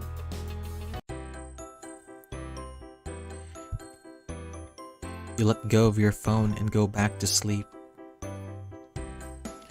Based on the predictions that were translated by paranormal scientists, the end of the world would be this Halloween. Some say that such a coincidence may symbolize a special meaning. The true meaning of Halloween is to prepare for another annoying noise. Sadly, this one I can't turn off, lying in bed. Lara? You open your eyes. After a couple of minutes, you check time. 8. As much as I hate these programs that Lara watches, they were useful this time. You get up and get dressed. Check computer. What day is it today? You go to the computer and check the day. October 30th, Friday. Today will be my payday. And before Halloween too, convenient. You go to the living room. You see your girlfriend sitting on the couch and watching TV. How many times have I said to stop watching this shit? And how many times I told you to stop setting alarm if you won't get up to it? It may surprise you, but I need to get up to work. Was it useful? Because I didn't see you wake up to it. She's right, but I won't tell her. Are you late for work? Nah, I still have time. You check the time. 8:15. I still have like 15 minutes. Did you cook something? Well, I made myself coffee. And me? I figured that you'll just run off as soon as you woke up. I sigh because it's also true. This happens every day that I work. I hate it when she's right. Are you going to just stand there? What? Maybe if you go to work earlier, you may please Tasha. She always complains that you're late for work, you know. I sigh again. Why does my boss have to be my girlfriend's friend? Anyway, do you have any plans for tomorrow? It's Halloween. I know I'm not like you, and if you plan something with me. Don't bother, I already have plans. With whom? Wouldn't you like to know? This is strange. But I can't expect her to be available every day. Probably wants to spend time with Tasha and do some girly stuff. Well, if you busy, then I'll just meet up with Carl. Just go to work already. I sigh and go to work. At least I'm glad the weather is okay. It's not cold. But I think I might have some time to think about my relationship with Lara. We don't go anywhere lately. If I had to be more specific, I'd say half a year or something. It kind of bothers me. We lived together for 2 years already, And I guess it starts to feel like a routine. Maybe if she would work, I wouldn't worry about anything. What am I even worrying about? That she's cheating on me? Probably. Don't know. You pass an alleyway and notice something from the corner of your eye. You see two men and a girl. What's happening there? Is it one of those situations where two thugs are trying to rob a girl? Like in one of those scenes in a movie or anime. I don't hear her screaming, so I must be misinterpreting it. Check alleyway. I can interpret this the wrong way, but I can't just make it look like I was passing by. As you walk closer, the girl calls out to you. "Oh, there you are! Why did you make me wait?" You look around as to make sure she talks to you. "Sorry guys, but he's my boyfriend, so... See you never." She runs to you. Let's go out of here." You still look confused, but you still go with the girl. After some time, you both stop. "Sorry for that, but at least glad you didn't say anything. Otherwise, my story would be busted." What just happened? "By the way, my name is Anata. Some guys tried to hit on me, but so you were my saving rope out of there." "Huh? Well, seems like everything is okay now." "Yeah." Why is she still holding to me? "Would you let go?" "Do you want me to, boyfriend? I didn't hear your name." Because I didn't say it." "So, will you say it?" "Tanner. Nice to meet you. By the way, do you still have free time?" I don't think so." You check time. 9:20. Shit. Tasha would be really pissed at me. "So, sorry, I have to run. Maybe later?" "Sure." You run to the office. You go to your office and do your work. Everything seemed clouded. You check time. 17. How is it this late already? "Tanner, come here." "Yes?" You go to your boss. "Here's your money." Tasha gives you money, almost throwing them at you. "Did something happen?" "Did something happen?" You ask that now? Is it me or is she looks pissed? Maybe you will answer it. "What?" "Did something happen?" "I don't think so." Tasha sighs. "Are you okay? You seem off today." "What do you mean?" "You're late for work, ignore me all day, and you ask me what I mean. It surprises and it pisses me off that you still did your job right.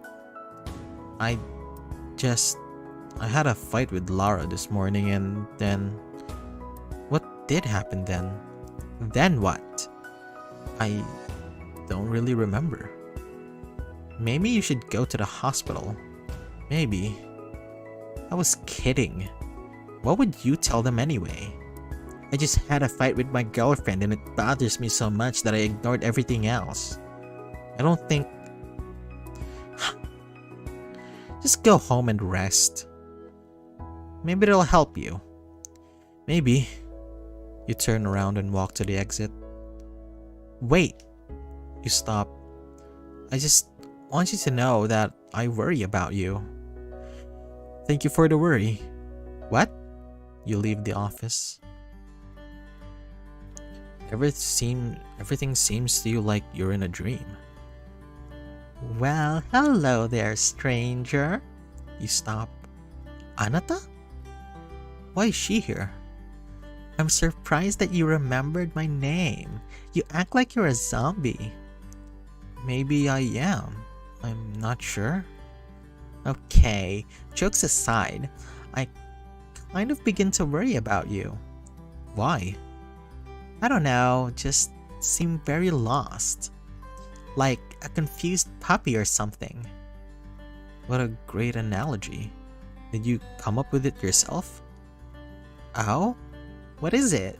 Did you find a way? Maybe I just feel myself better somehow. Glad to hear it. So, what are you up to? Probably go home and rest. I must have overworked this week and seriously need it, if today is the result. And what happened today? A whole lot of nothing and a feeling that nothing is real. Sometimes happens to me too. Maybe you just slept for too long. You know, that kind of explains it, because I did oversleep today. Does it explain it though? I don't know. Anyway, wanna hang out? What? What? What? Did you just ask you out? Kind of. Are you against it? Not really. Why are you so surprised? It just came out of nowhere. Nonsense. So, what do you say? And this is really confusing. Propositions only works for today only. After that, you lose. Why do I lose? I have to go home. You check time. 19:30. How did it become this late? Sorry, I have to go home. Maybe some other time? Why she smile? There won't be another time. You made your choice. Huh? Everything goes black. Soon enough, you stand in your living room. You look around, you see Laura on the couch with your best friend. Hey! You look confused. I didn't know that being late for work also extends to being late home. Are you okay? You stare at your friend. What? Did he... Laura walks up to you. Hey, are you okay? What was I doing? What? You look around. I feel like something's different. Man, you scare me. Me too. I need to go rest. What? What happened? You ignore them. You get up and go to your room. You undress and lie on the bed. What an exhausting day. Well, nothing I could have done differently.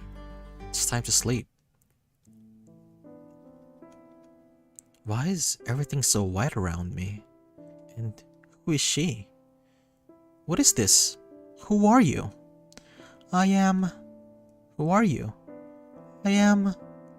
Who are you? Are you done? Maybe. Who are you though? My name is Chessa, and I'm here to warn you. About what? Tomorrow.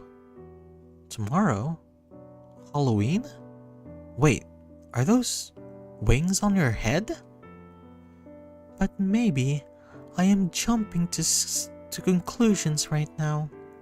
If you haven't done everything right today, then there's nothing to worry about. What do you mean?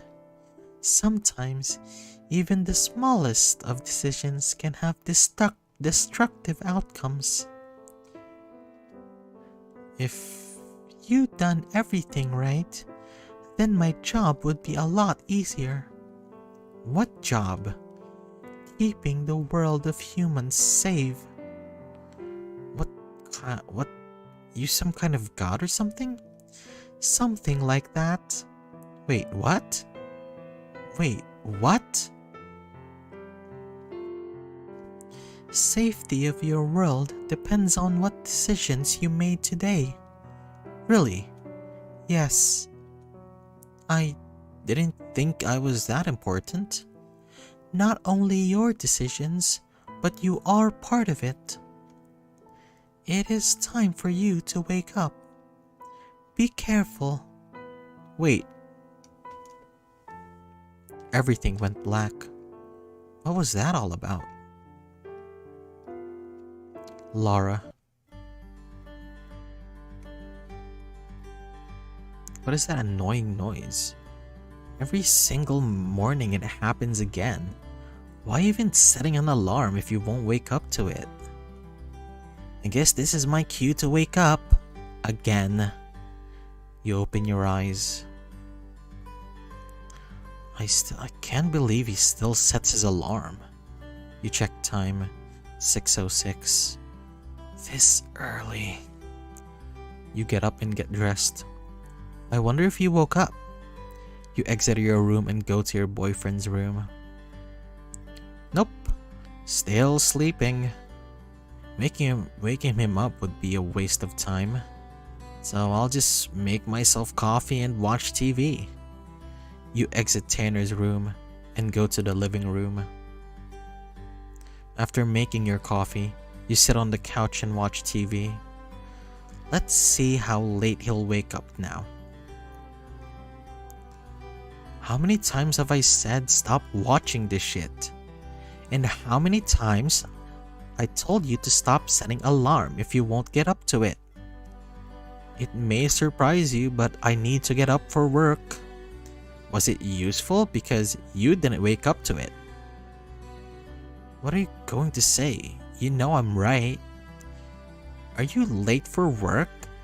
Nah, I still have time. He looks at the time. He always does that, as if time mattered anymore. Well, if he is going to be late, it matters, but when does he have any other time? I still have like 15 minutes. Did you cook did you cook something? Well, I made myself coffee. And me? I figured that you will run off as soon as you woke up. It's surprising how he can be this unorganized and still keep his job. Why is he still standing around there? Are you going to just stand there? What? Maybe if you go to work earlier, it may please Tasha. She always complains that you're late for work, you know? It's good that his boss is also my friend, but I feel so sorry for her sometimes. Anyway, do you have any plans for tomorrow? It's Halloween. Why would he want to know that? It's not like he cares. I know, I'm not like you, and if you plan something with me, don't bother. I already have plans. With whom? Wouldn't you like to know? Maybe now he'll notice me. Maybe there's some human emotions. Maybe if I'm lucky, I'll get jealous at least once. Well, if you're busy, then I'll just meet up with Carl. Of course. Why would I think it'll be different? It's always his best friend. Why even bother having a girlfriend? Just go to work already. Tanner leaves the house. Why doesn't he notice me anymore? You sit and watch TV. I should go for fresh air. Sitting in one room is tiring. You check time. 11:20. He still won't be back until the evening. Go for a walk. All he thinks is himself. He didn't even went anywhere for at least half a year. Wait, was it really that long? Is he not interested in me anymore? You bump into someone. I'm sorry. Huh? Down here. You look down and you see a girl on the ground. Oh, I'm so sorry. Let me help you up. You help the girl get up. Thanks. My name is Anata. What's yours? I'm Lara. Nice to meet you. Hey, do you want to hang out for a bit? You seem a little lost. Not really. I mean, I know these parts very well, actually. Well, I was not referring to that. What does she mean? Anyway, if you don't want to hang out, then I'll just go. It won't be bad to have some company. Tasha won't be free until evening later. So having someone to talk to isn't that bad. Hang out with her. You know what? It won't be so bad if we hang out together. Really? Cool. So, what do you want to do? Just walk and talk, I guess. Is it alright with you? Sure. You walk with the girl and talk. Random question. Do you have someone? What do you mean? I mean, do you have a significant other? Oh, that? Nah, I didn't have a chance. Are you serious? You're so beautiful. Thanks, but it's not as simple as you think. I know. I had to carefully choose the one I'm dating right now. Do you mean you're one of those girls? Who are you referring to? Those who calculate the relationships? It means you don't actually like or love your partner. There's just that, a partner. Oh, no, it's not like that. I love him, but it was a difficult decision. You had someone else? Yeah, but it's all in the past now. Don't you ever regret your decision? Do I? Maybe I do, but if that was the case, then I would cheat on him. I know that Taylor won't ever have the balls to cheat on me. Do I get that silence as a yes? Wait, what was she asking? Oh right, regrets. No, I don't think so. Even though I feel kind of lonely sometimes, I'm happy. Are you sure about that? Yeah, we just entered a slow part in our relationship. Whatever you say. Why would you say it? Like you doubt me. Weren't you sad about him choosing his friend over you? Yeah, but it doesn't mean he doesn't like me. Wait a second, did I tell her that? I think you should test him. Maybe try to seduce his best friend and watch his reaction to it. What the fuck? Are you even hearing yourself? I'm not some slut to do that. What, if he has a romantic relationship with his friend and he's dating you for you to cover up? Double fuck? No, he's not like that. You never can be sure about these things. What if she's right? I made you think about it. What? Don't lie to yourself. Things aren't so alright for you as you think. But isn't it normal? Relationships can always be exciting, right? It seems that you will need some time alone to think about it. Huh? See you later! Yeah, see you. What just happened? You stand confused for some time, then go home. You come home and sit in front of the TV. Why would I even doubt him about that? Is there even a reason to? What time is it? You check time. 7:20, 17:20. He would be home any minute now. You hear the doorbell. Huh? Who could it be? You open the door and see it's Carl. You invite him into the living room. Is Tanner home yet? As you can see, he's not. Why would he come so early? At best, it's time that Tanner comes home. He wants to steal him as soon as he's off work. If that was all that you came for, you can leave. What? Did something happen? You seem more annoyed than usual. I'm not annoyed, Carl. I'm just... Did those thoughts really disturb me? You sigh. You know, you just didn't go anywhere for quite some time now. You mean... Yeah, and whenever he has free time, he spends it with you. Wait, does this really mean that you're jealous of me? Well, it's what I landed at least. Kind of.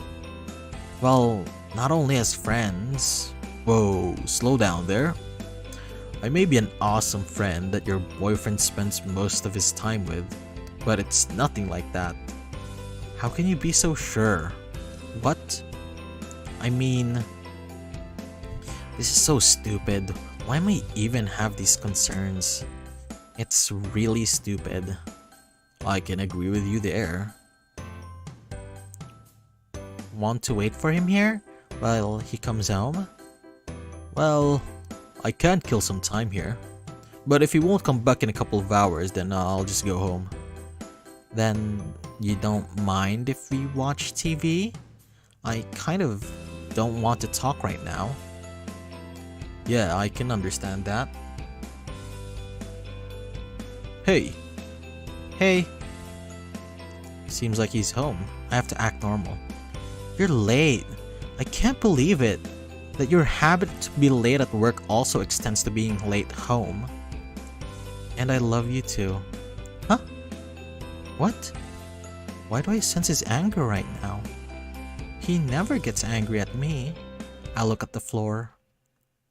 I came to ask if you had plans for tomorrow. Nah, I'm free, right, Lara?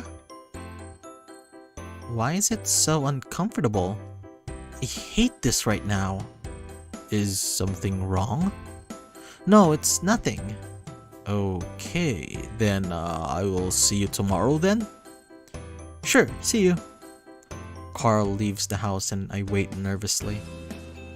I guess I must repeat the question that Carl asked. Is something wrong? Why are you so angry? I feel like this won't be a very good talk between us. Why would I be angry? I just come home and see you on the couch with my best friend. There's nothing to be angry about. Tanner sits next to you and you look at him. You are good. Even I didn't realize that I was still angry. Did something happen at work? Why would something happen at work? You know that I'm good at my job. Well, if you're angry about me not spending time with you on Halloween, I know you don't have any plans with Tasha. Oh, so this is what it's about. I forgot about that. Is that why Carl was here? Why Carl would be involved? You know, it's kind of hard to interpret everything the right way. I was being told today that I have a habit to do the opposite.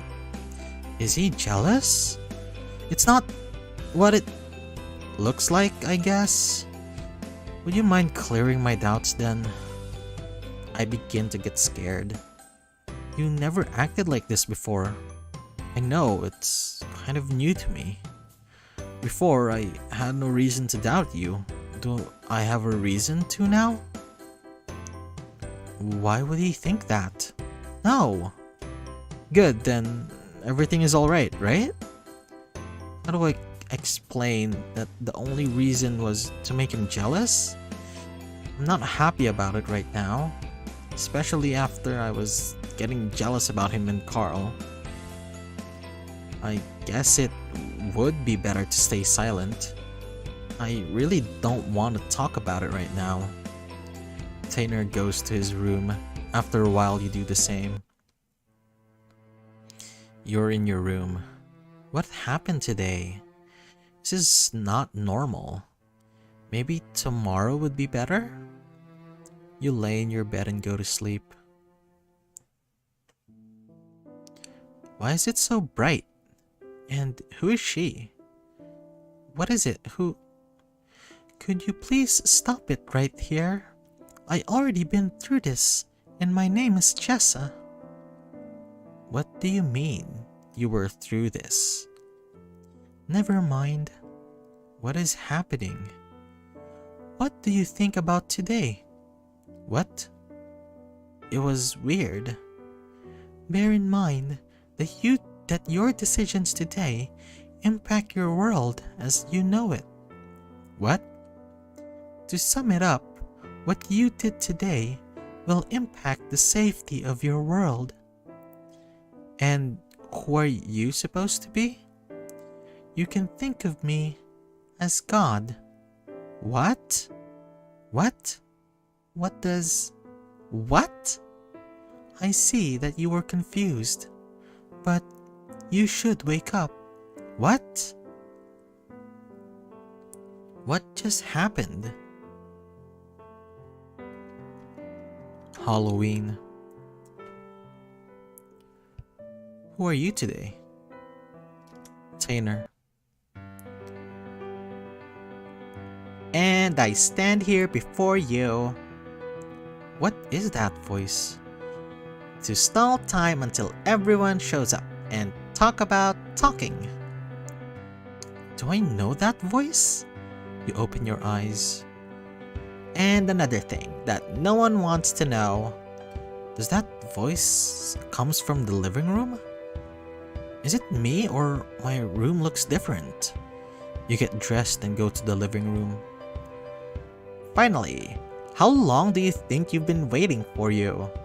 What? Who are you? What are you talking about? I'm your old friend. I'm your friend. Among your other friends, right guys? You're such good guys.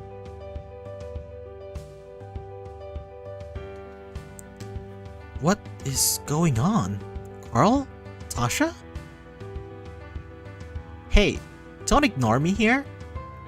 Carl, what's wrong with you? You touch Carl, then he disappears. Carl? Oh, look what you've done. Look at it! You look at the spot at where your best friend stood. What is happening? You go to the front door, but it's locked. Hey, I told you to stop ignoring me. Tasha, tell him. And look what you've done now. Now you're all alone. What? You stand in an unfamiliar living room alone. I get it. It's one of those lucid dreams or whatever. I recognize that I am in a dream and everything looks weird. If you think that this is just a dream, then... Girl gives you a knife. Just wake up. Do it, Tainer. You want to wake up? And this is starting to creep me out. Fine. I take the knife from a girl. And what do I have to do with it? Just do what you think will wake you up. Do it, Carl. You want to sleep. Stab the girl. Everything goes dark. Did I wake up? Good job. You were able to do the right decisions. What do you mean? You disposed of your obstacle and... And now, welcome to your personal hell. Why don't I feel anything? Darkness.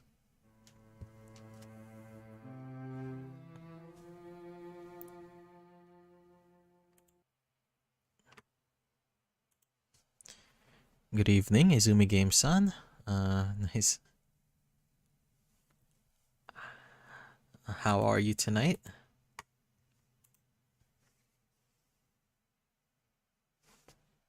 What happened? Sorry? What does that mean?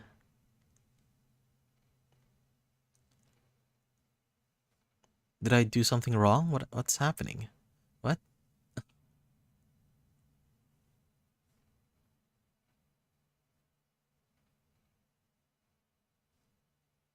Did I not have the voice on? Wait, no, it's coming through for sure. Wait, what happened?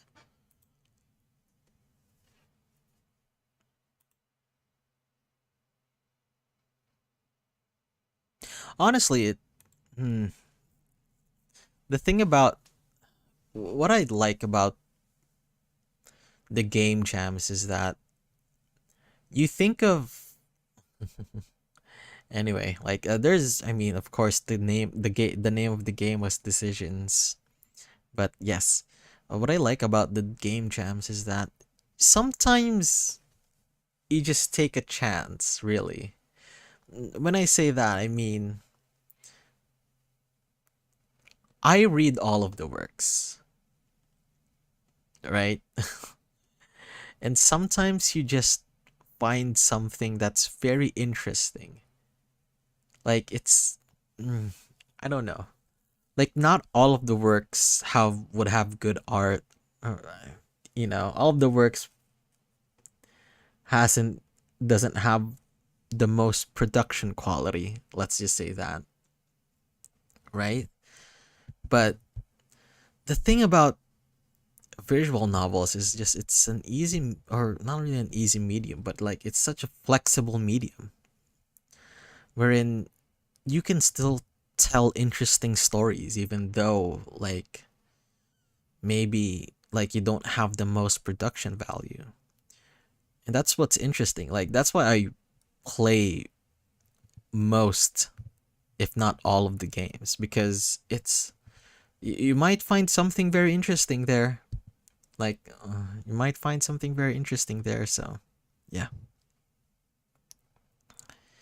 Anyway, wait, what happened? Did I was I muted all that while? No. No, impossible that I was muted all the while. No, no, no, no. I guess Izumi-san just wanted to say hi. I guess. But what does that mean? I'll be honest with you. I don't know what that means. Oh, wait a minute. What is this? What is happening here?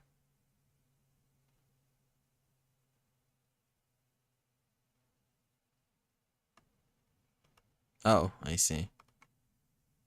Oh, never mind.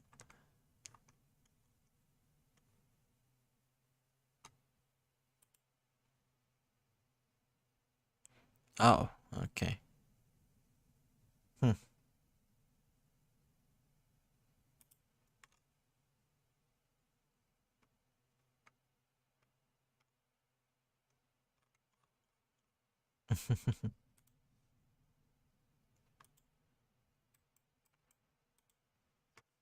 Anyway, our next work is going to be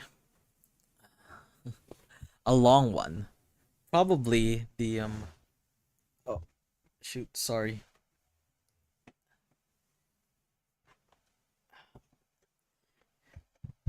I would think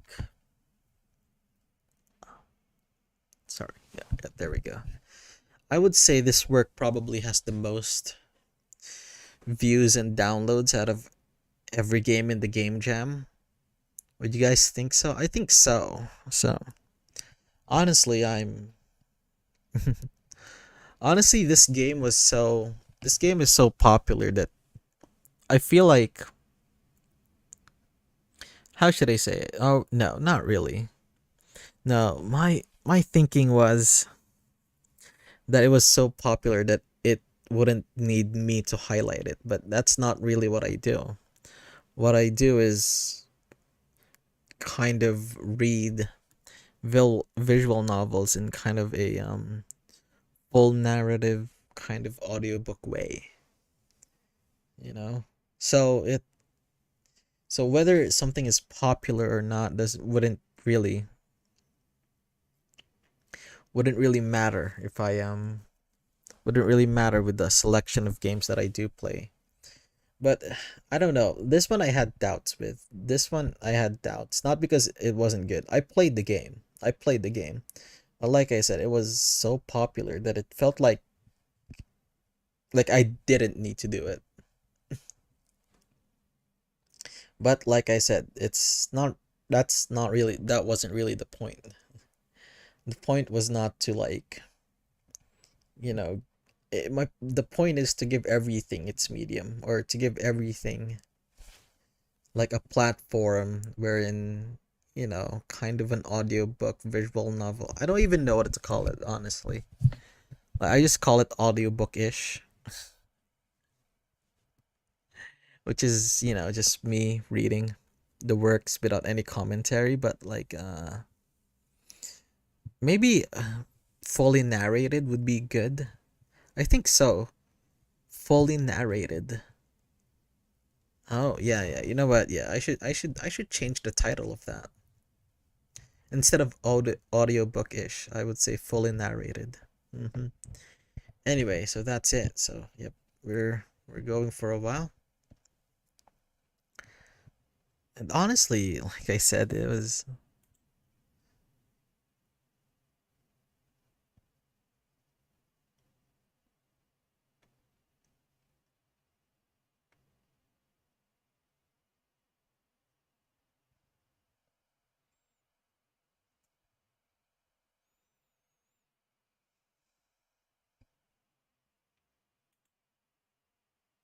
Oh wait, shoot, sorry, I got distracted. Fuck. Anyway, so it's past midnight, and everyone should enjoy "Parasite in Love" by Night Asobu. Okay, give me a moment to just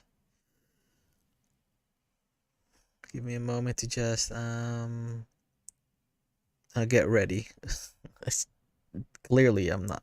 You know what? Let me drink some water and kind of eat like a chocolate bar or something, so that my just eat some sugar.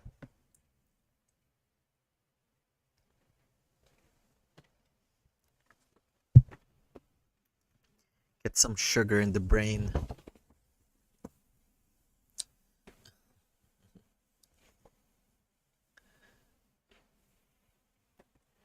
Oh, all right. Okay. Okay. Before I start this journey, this is another like an hour or so. Probably going to be our longest stream for.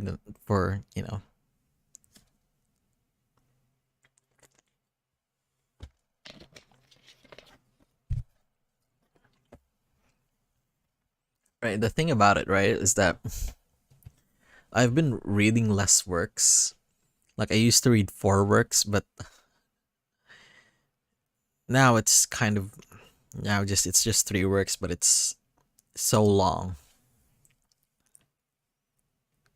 But anyway, we need to do it.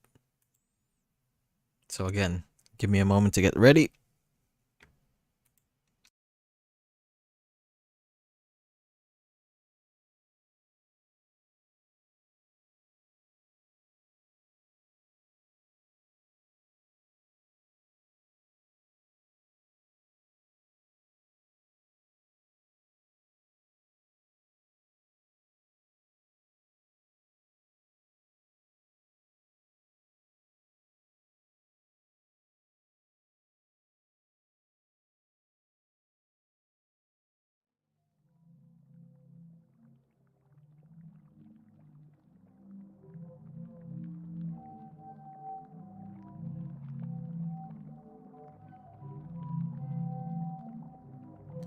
Parasite in Love by Night Asobu. A rare infection from the brain-eating amoeba is blamed for the death of a North Carolina man. He was swimming in a water park earlier this month. The amoeba is usually found in shallow freshwater.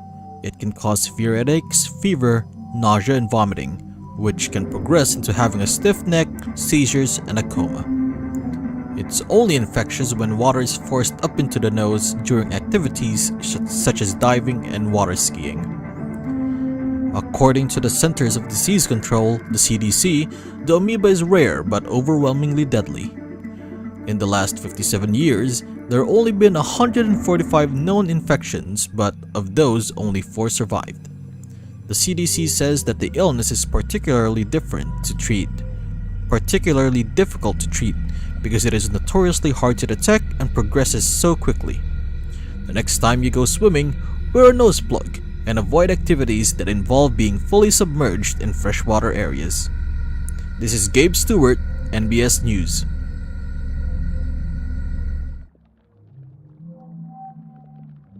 Day 1. You feel a rush of happiness as you continue your hike because you hear nothing but nature around you. The birds are chirping, The wind is rustling through the tree branches and water is trickling nearby. It's so peaceful compared to your busy office life that is currently far, far away from you. The hundreds of emails that you get as a project manager can wait until you return from your vacation. You finally arrive at the lake. The photos you looked through online couldn't convey the beauty of this place. You're so glad to stop here before entering the cabin you rented for your little vacation. Time to swim as a reward. The hours you spend hiking making you dip in water all the more refreshing. Waves of relief wash over you as you swim around, and after a while you let yourself float to enjoy the moment. You close your eyes and your breathing slows. The sun heats up your face while the water cools your back. You hear a scream and the wave pushes you to the side. You stabilize yourself, coughing and splurting for air, trying to clear water from your mouth and nose. A boy laughs as he bobs up right next to you. He smiles brightly without a care in the world. Be careful, you could have hurt us both. But nothing happened. His mother calls for him. He swims away as he steps out of the water. His mother already has a towel in hand and dries his hair. You are a little envious, clumsy with your words outside of work. You have a hard time connecting more with the people you love. Your friends and family do not like to spend time with you, but you sometimes feel lacking when you try to show them the same affection. Maybe you would have an easier time if you had a family of your own. Your friend did tell you that her instincts as a new mother helped immensely when taking care of her baby. You hope that in your case the instinct would take over into talking to your child. How great would it be to have such a deep connection? You sigh and rise from the lake. You arrive in the cabin that you have booked for the next 2 weeks. The space is too big for just one person, but it also feels luxurious to have so much space for yourself. You're basically checking this place out as a vacation home for the future family that you always have dreamed of. Even if you don't have a partner, the thought of taking a trip together fills you with joy. By the fireplace, you look at the couches where you could snuggle with your future family. You smile, imagining your child imitating a bear as they wear the fur that drapes over one of the cushions. You stretch your arms as you yawn. Time to unpack and get settled. You put your hand into your bag and take out your vacuum-sealed clothes. You pack them this way to make space for other things. Your wallet, smartphone, food, toiletries, and some books to pass the time. After putting all your stuff away, you go and take a shower. Half an hour later, you leave the bathroom refreshed and donning a white robe provided by the rental, walking to the couches with a grin and a glass of white wine. Now this feels like a true vacation. You take your phone out and check it out of a habit from your job. You take your phone out and check it out of habit from your job. Messages. You have messages from your dad, mom, coworkers, and friends. Dad. Your dad always sends short messages like cloud with a photo of a sky attached. You must have inherited his blunt way with words. Messages. You have messages from your dad, mom, coworkers, and friends. Mom. Marlo? When are you coming home? You can't just leave for months, my dear. I bet you need some fresh vegetables from our garden, too. She likes to nag and remind you to do things, even though it's been years since you've moved out. It can be annoying, but you know she's doing it with love. Messages. You have messages from your dad, mom, coworkers, and friends. Coworker. You immediately regret looking at this. Have you seen my last email? Messages. Friend. So, when are we going on our trip? We've been trying to organize this for years. Let's at least try to make plans by the end of the year. You sigh. It's gotten so much harder to meet up since your friend group became adults. Photos. Your mother sent you some digital copies of old family photos. When you were little, your family used to visit the big greenhouse in the city square quite often. There are also some photos of you with coworkers. When did you take these selfies with them? You must have gotten drunk at the last office party. Any milestone has to be celebrated, is the motto of your boss. So parties happen pretty often.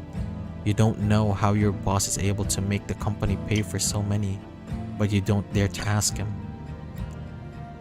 You scroll further back and finally find some photos with your friends. The last times you guys met was to say goodbye to a friend in a group who was leaving the country. You should call them sometime soon. Close phone. You yawn and decide to go to bed. The sun warms your cheek and the birds chirp as you awake. What a peaceful morning. It's been a while since you've slept this well. You check your phone and notice you've gotten a message from your dad. Pretty flower. Attached is a photo of a flower he saw on his way to work. It brightens your day whenever he does this. You want to send him a photo back, so you decide that today you'll explore your surroundings, take photos, and make some bookmarks with the flowers you find. After a quick breakfast, shower, and change of clothes, you are ready. Once you're outside, you take a deep breath. You can smell damp moss, flowers, and wet grass. It must have rained a little during the night. You take your smartphone out and start your hike. Your shoes sink in every time you take a step on the pine needle covered ground. As you look around, the wind caresses the leaves above you, making their shadows dance on the ground. Soon as you spot a small purple flowers growing nestled between fallen tree trunks, you squat down and take a picture up close. You stare proudly at your photo. A dewdrop on one of the petals reflects the sunlight, making the scene feel more magical. You stand up and send it to your dad, or at least you try to. You see your bad reception and give it another attempt, but it didn't go through. You decide to send it once you have a better connection in the cabin. Then, you look at the flower again. Upon further thought, they would be a pretty decoration for a bookmark when dried.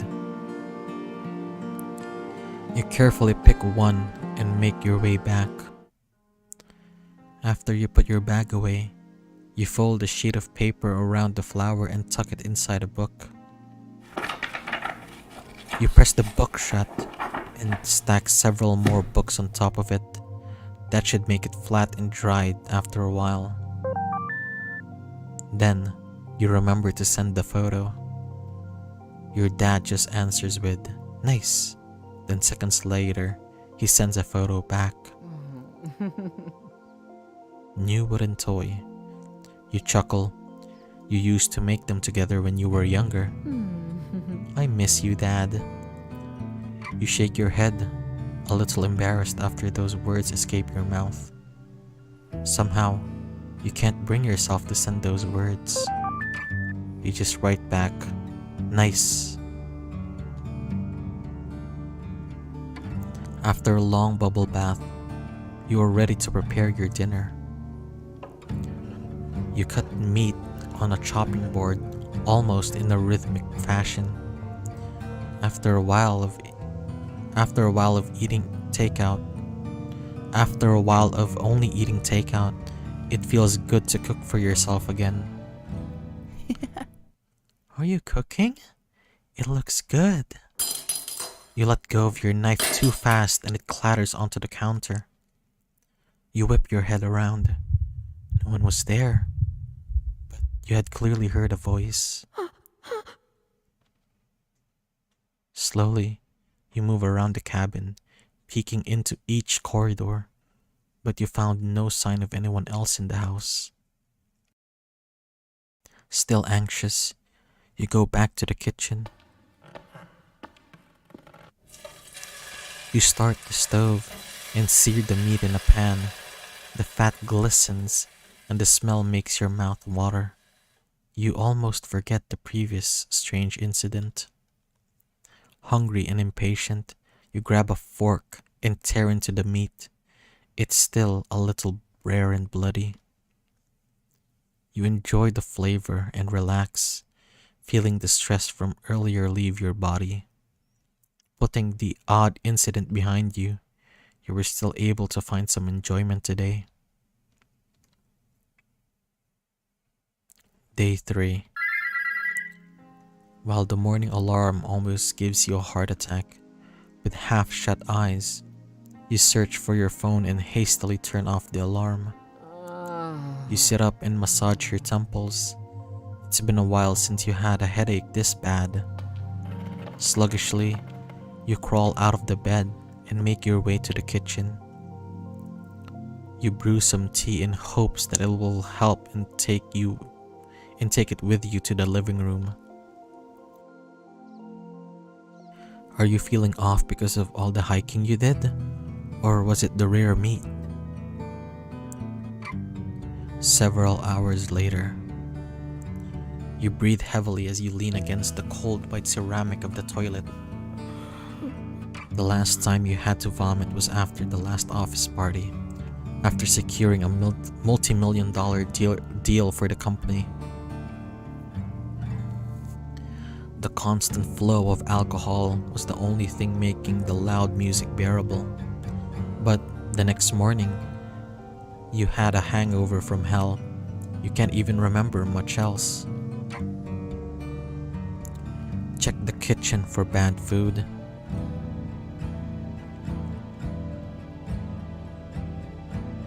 You know you bought the food just before your hike, but you can't help but suspect that something you ate must have gone bad. No, not the bread or anything else in the kitchen. It's all fresh. Was it really food poisoning? Could it be some suppressed stress from work finally resurfacing? Or was it too much sun after being holed up in an office for so long? You grab your phone and sit down on the couch. You decide to research some more on with your phone and open your browser in order to look up your symptoms. Search.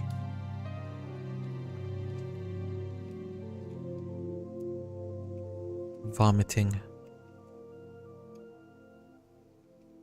The results suggest vomiting might have been caused by an infection, food poisoning, motion sickness, brain injury, or migraines. If it lasts for more than 2 days, you should call a doctor. Search.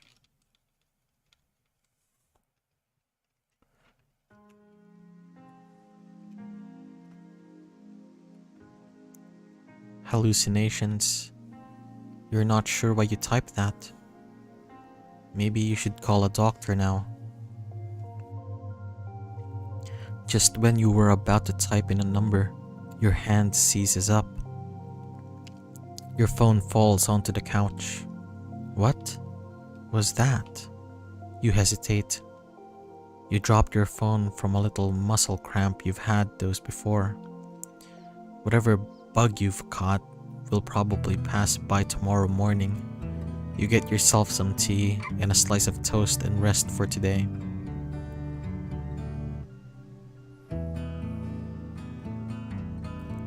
Day 5.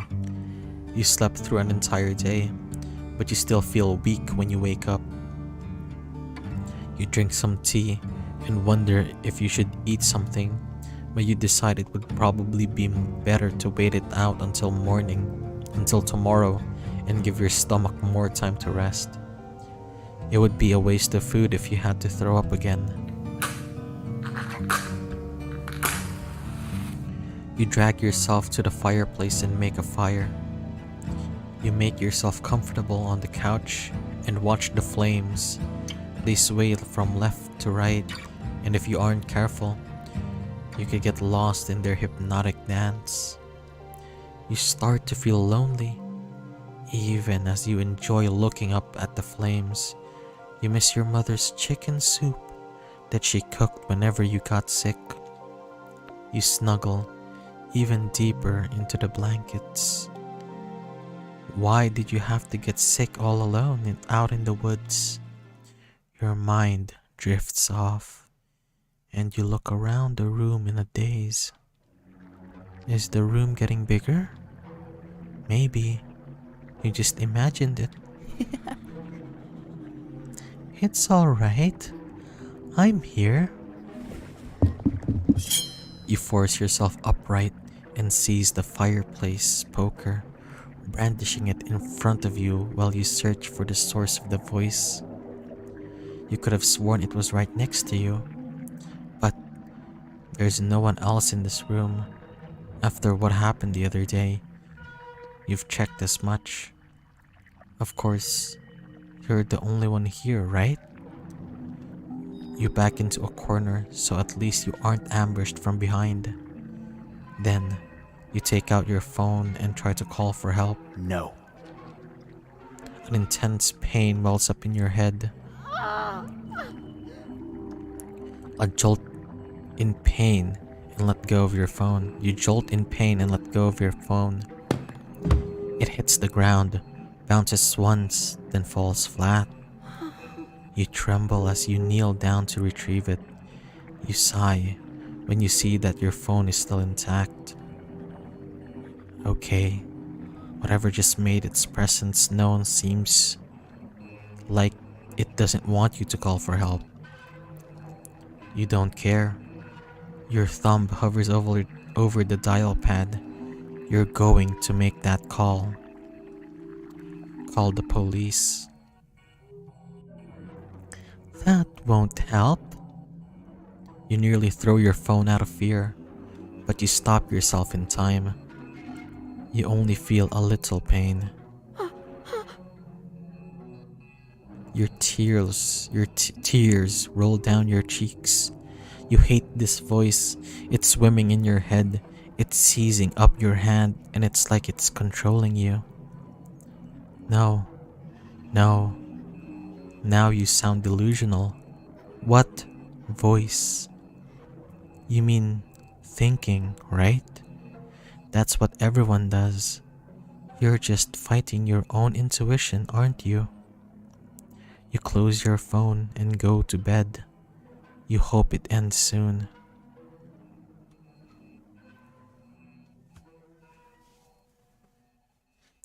Day 6. When you open your eyes, you're not sure what you're looking at. Colors, patterns. Why can't you focus? Good morning. Panic floods your body. There, at the foot of your bed, grins a ghoulishly colored man. Who is he? How did he break in? You snatch a nearby pillow and throw it at the intruder, but it sails right through him. You stare in sheer disbelief. Are you a ghost? No, no. I'm a living being. We met in the lake. I was looking for a place to multiply, and you were just so warm. It's so nourishing. I couldn't resist. And finally, you can see me. He leans forward. Hi. I'm an amoeba. I think you humans call me Niglaria folari. So I'm starting to see things. I need help. Wait. Are you getting a doctor? Of course. You're trying to get rid of me? You feel an intense pain as a new wave sends you into agony. How could you? We need to stay together. Don't you understand? Okay, wait, please. Calm down. I won't do it. Good. The pain disappears. You feel even weaker than before. Exhausted, you lay back down on the bed. He's an amoeba. He's in your head. And he's sprouted more and more of him to root around in your brain. And the pain is killing you. Killing you. So, wait. Aren't I just going to die then? He doesn't answer immediately. Don't say it like that, Marlo. Isn't it wonderful we get to spend time together? You have a hard time wrapping your head around this situation. But what do you know is you're in bad shape and this thing won't let you call for help. Did it have to be me? Why wasn't there a better place for you? No, never. Well, of course it's rare for my kind to infect humans. But I see it as a sign. And you know what I saw when I get closer to your brain? You wish for a family, Marlo. It's as strong as mine. He comes closer and puts his head on your stomach. This is where a baby would grow, right? He breathes in deeply. Is this how a fetus in a womb feels? Why would they ever leave the mother's body?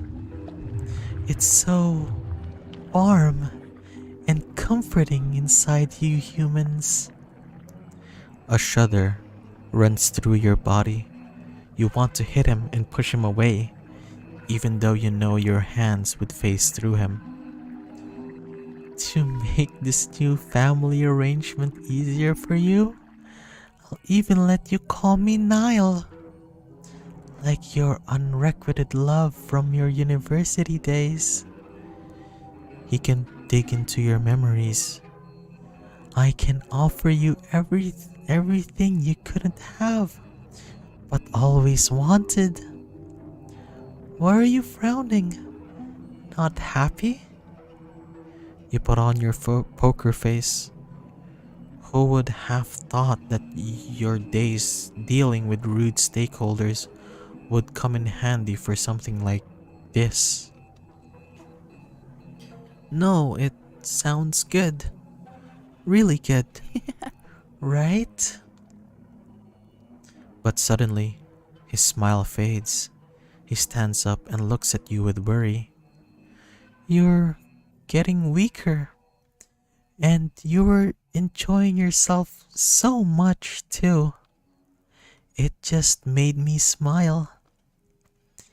What was that drink you had? White wine? Yes. I wish I could drink that with you. It's something you humans do with each other, right? Well, I guess we just have to take what we can. Hmm, is there something we could do together? Oh, how about I sit with you at the dinner table? Is this him? Playing house with you? Of course, my dear. You shove down all the disgust you feel as fear as he pushed you to say this phrase. Niall blinks in surprise.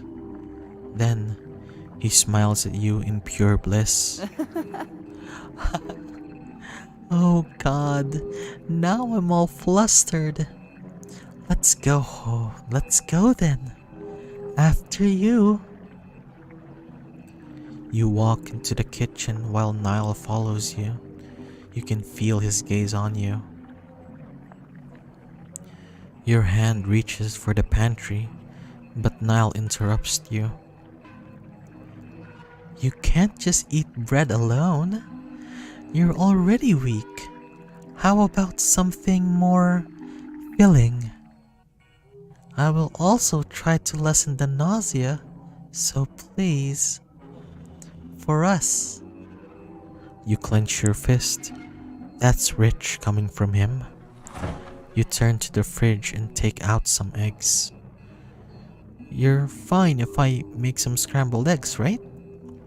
Yeah, that sounds better. The pain and nausea have truly lessened.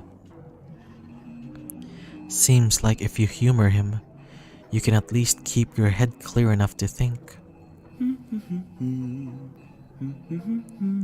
You hear Niall hum as you crack open some eggs and turn on the stove. Curiosity gets the better of you, and you glance at him as the eggs sizzle.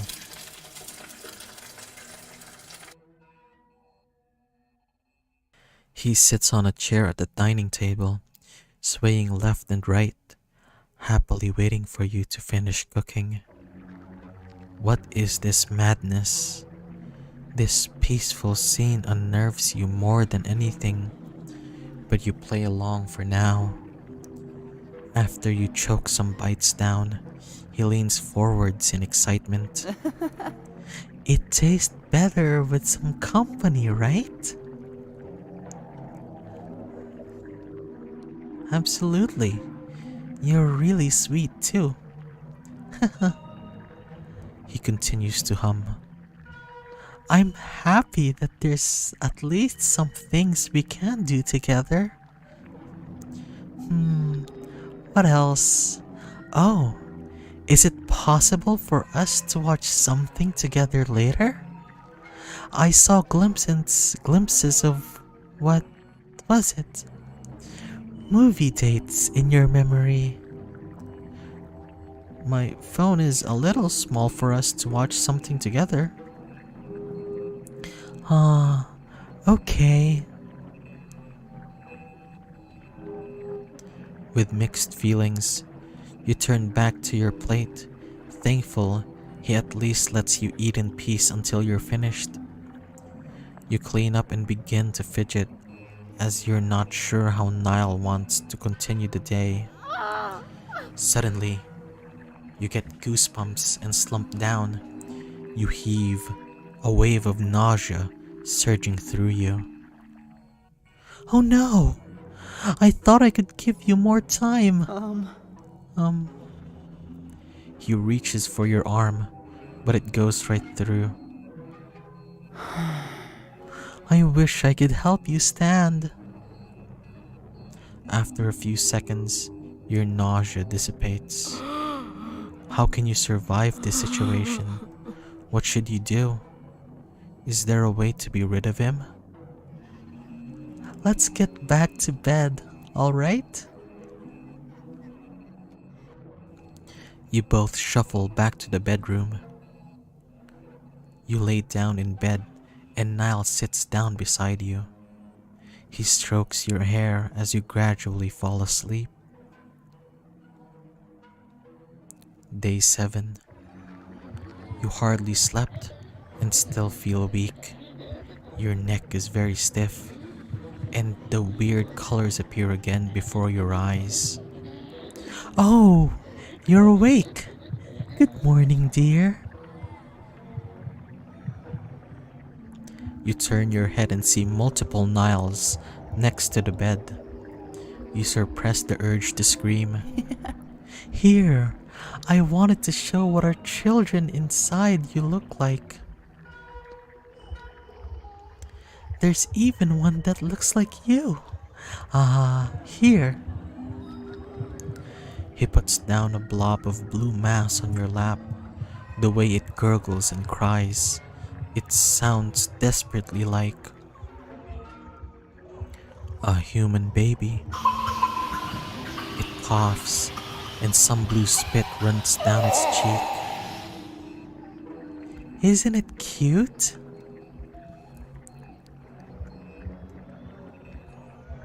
It's absolutely precious. You try to hug it, but you can't touch it. You are desperate to make him happy. I'm so glad you like it. It's our family after all. He takes the baby back. Come get breakfast once you're ready. You seem weaker today, so I'll stay silent while you sleep a bit more, alright? You nod and lay down. After a few hours, you reluctantly sit up. Your grumbling stomach won't shut up. While you walk to the kitchen, you assess your situation and try to think of a plan. Niall won't let you call a doctor, nor other help. He loves acting like a husband to you. If you humor him, he will try to lessen the effects of the infection. But if he stays, you will certainly die. You arrive in the kitchen, and Niall shows himself. So, have you had enough strength to eat now? Great! How do I get out of this? Is there a way to somehow use his fixation on family against him? A slight headache interrupts your thoughts. What are you thinking so hard about? It's like something is moving around inside your head. What are you doing? I just wanna know what you're thinking. You try your hardest to think about something positive about Niall. You can't risk him seeing what you truly think.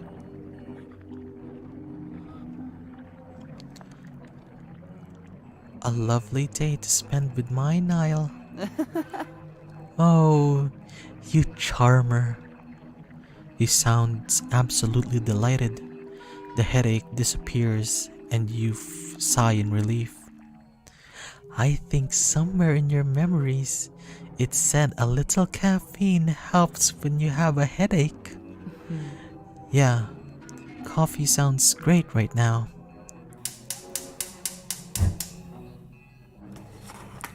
You put a kettle on and shake some instant coffee into your mug. Then, you take a yogurt cup from the fridge and get a spoon. Niall's eyes glimmer with excitement, as if he expects you to do some magic tricks. Is yogurt good? Yeah, it's sweet and cold and refreshing. After a while, you start to play with your spoon. Maybe it's better if you only eat a bit. You don't want to upset your stomach. Come on, eat a little more. We have more mouths to feed after all. The reminder makes you drop your spoon. What's wrong? Him. everything about him and what he does to you. You stare at him with wide open eyes.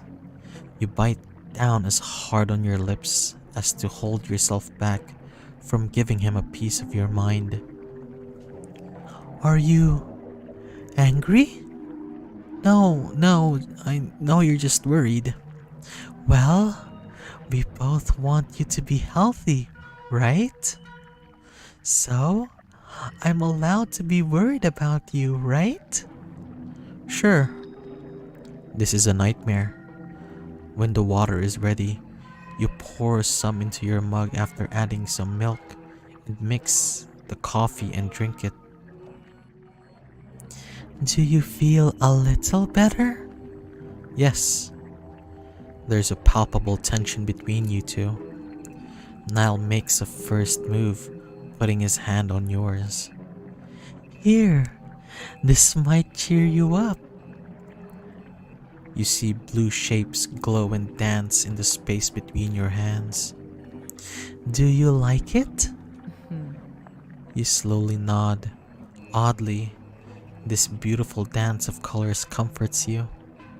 It pains you that he seems to care, despite being the cause of your suffering. Do you want to spend some time together in the living room? Maybe watch the fire in the fireplace. Maybe sleep would help. I hope we can do something together tomorrow, Marlo. Now, let's go. He walks beside you as you go back to your bedroom. Tomorrow, you have to get it together, no matter what it takes. Day 9. You wake up in your weakest state yet. Your skull feels full and ready to burst. Your heavy limbs struggle to move on command. Your breathing is dry and ragged, and you're attacked with shivers from a sweltering fever. You don't have much time left. You steel yourself and decide that you have to push through, no matter how upset he gets. You have to at least try. In your dizzy state, you look up and there he is. Hi. Good morning.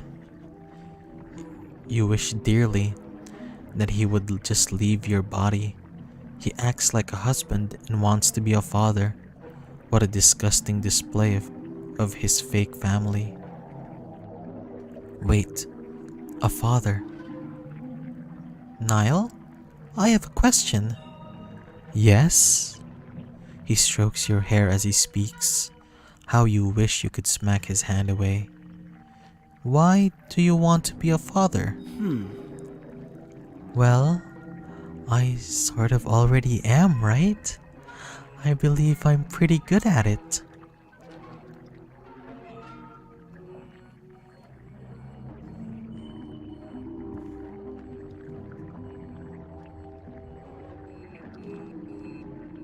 I doubt you actually know what a good father is, Niall. What? Well, at least not in a human sense. I mean, how much could you have learned if you had no one to teach you? Then, tell me. Children take priority. You think I don't know that? How many of your decisions are for your own survival? How much of this really for the survival of our children? Good. He's getting insecure. You haven't really moved much. Are you too weak to stand up today? Is it even too hard to talk now? How about I dig deeper to see for myself? You feel something pushing and pulling inside your head. Show your memory of a relative who was struggling before their death. Maybe Niall will show you mercy. You are just exhausted at this point. Marlo, are you this tired? You nod. I beg you, make the pain stop. Niall looks over you with worry, pacing around the room, chewing a fingernail. How about... He puts a hand on your forehead. Does this make you feel better? No, what are you trying to do? I saw a glimpse of your memory once of when you were little. I believe your mother did this for you when you were sick as well. Silly you. I had a fever then, not an infection. Guilt flashes across his face, but he shakes his head and affection returns to his gaze. I will think of a way. For now, sleep, my dear. With the last of your energy spent, you drift off into a deep slumber. Day 10. Your breathing is shallow as you wake up in your bed. Patterns dance in front of your eyes and you hear Niall humming.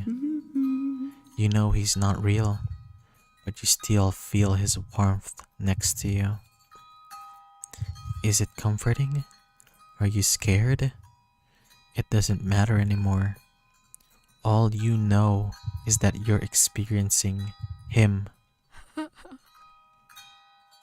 Hope is gone from your mind. You can't tell illusions from reality anymore. You turn your head towards Niall and try to focus your eyes on him.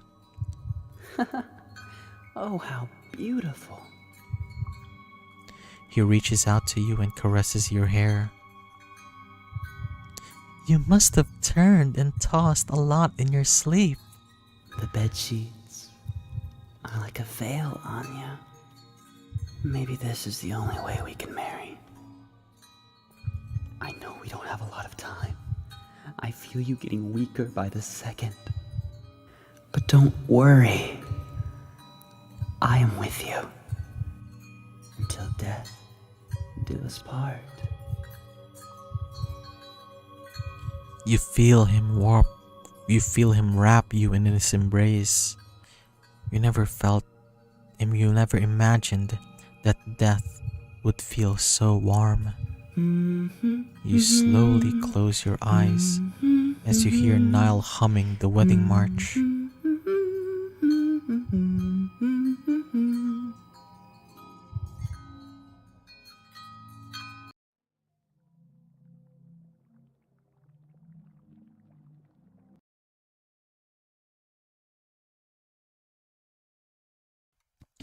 There we go. That was the that was Parasite in Love. Yes, and you can totally see how much production actually went into this work. Yeah, everything, like the UI, everything was actually just on point, really. I mean, yeah, really impressive work. Yeah, you can totally see why this was the you can totally see why this was the most downloaded game in the game jam. But yeah, we're not here to yeah, I mean, it's actually, oh shit. It's actually pretty cool, right? But yeah, like I said, like I'm here as a as an objective reader rather than a judge. But yeah, I mean, I've read so many. Well, no, actually, I think. Let's see. Including these, how many have I actually? I want to know. How much have I actually read?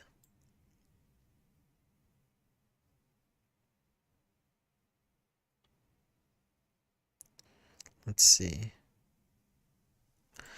Okay, so I've as of today, I have read I have fully narrated about 22 visual novels. I don't know if that's impressive because there's actually like 160 entries. It's it's it's not great. It's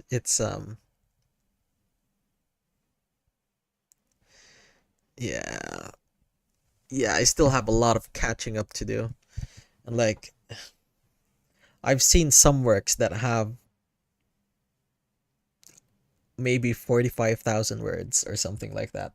Like above 40k words. That's going to take a whole stream just to finish narrating.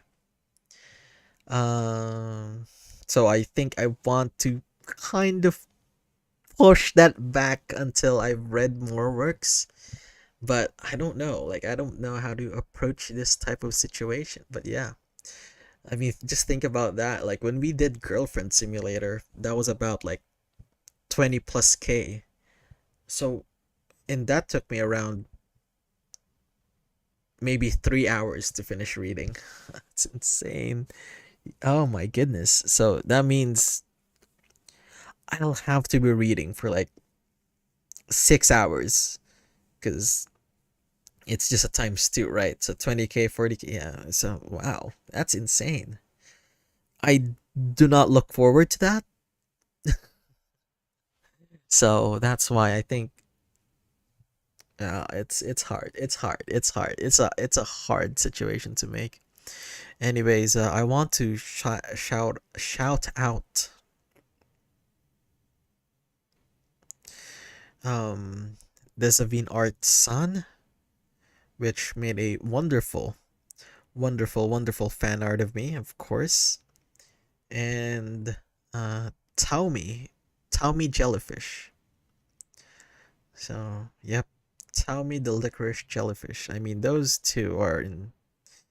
I still find it very unbelievable that people would do fan art of little old me because not really the most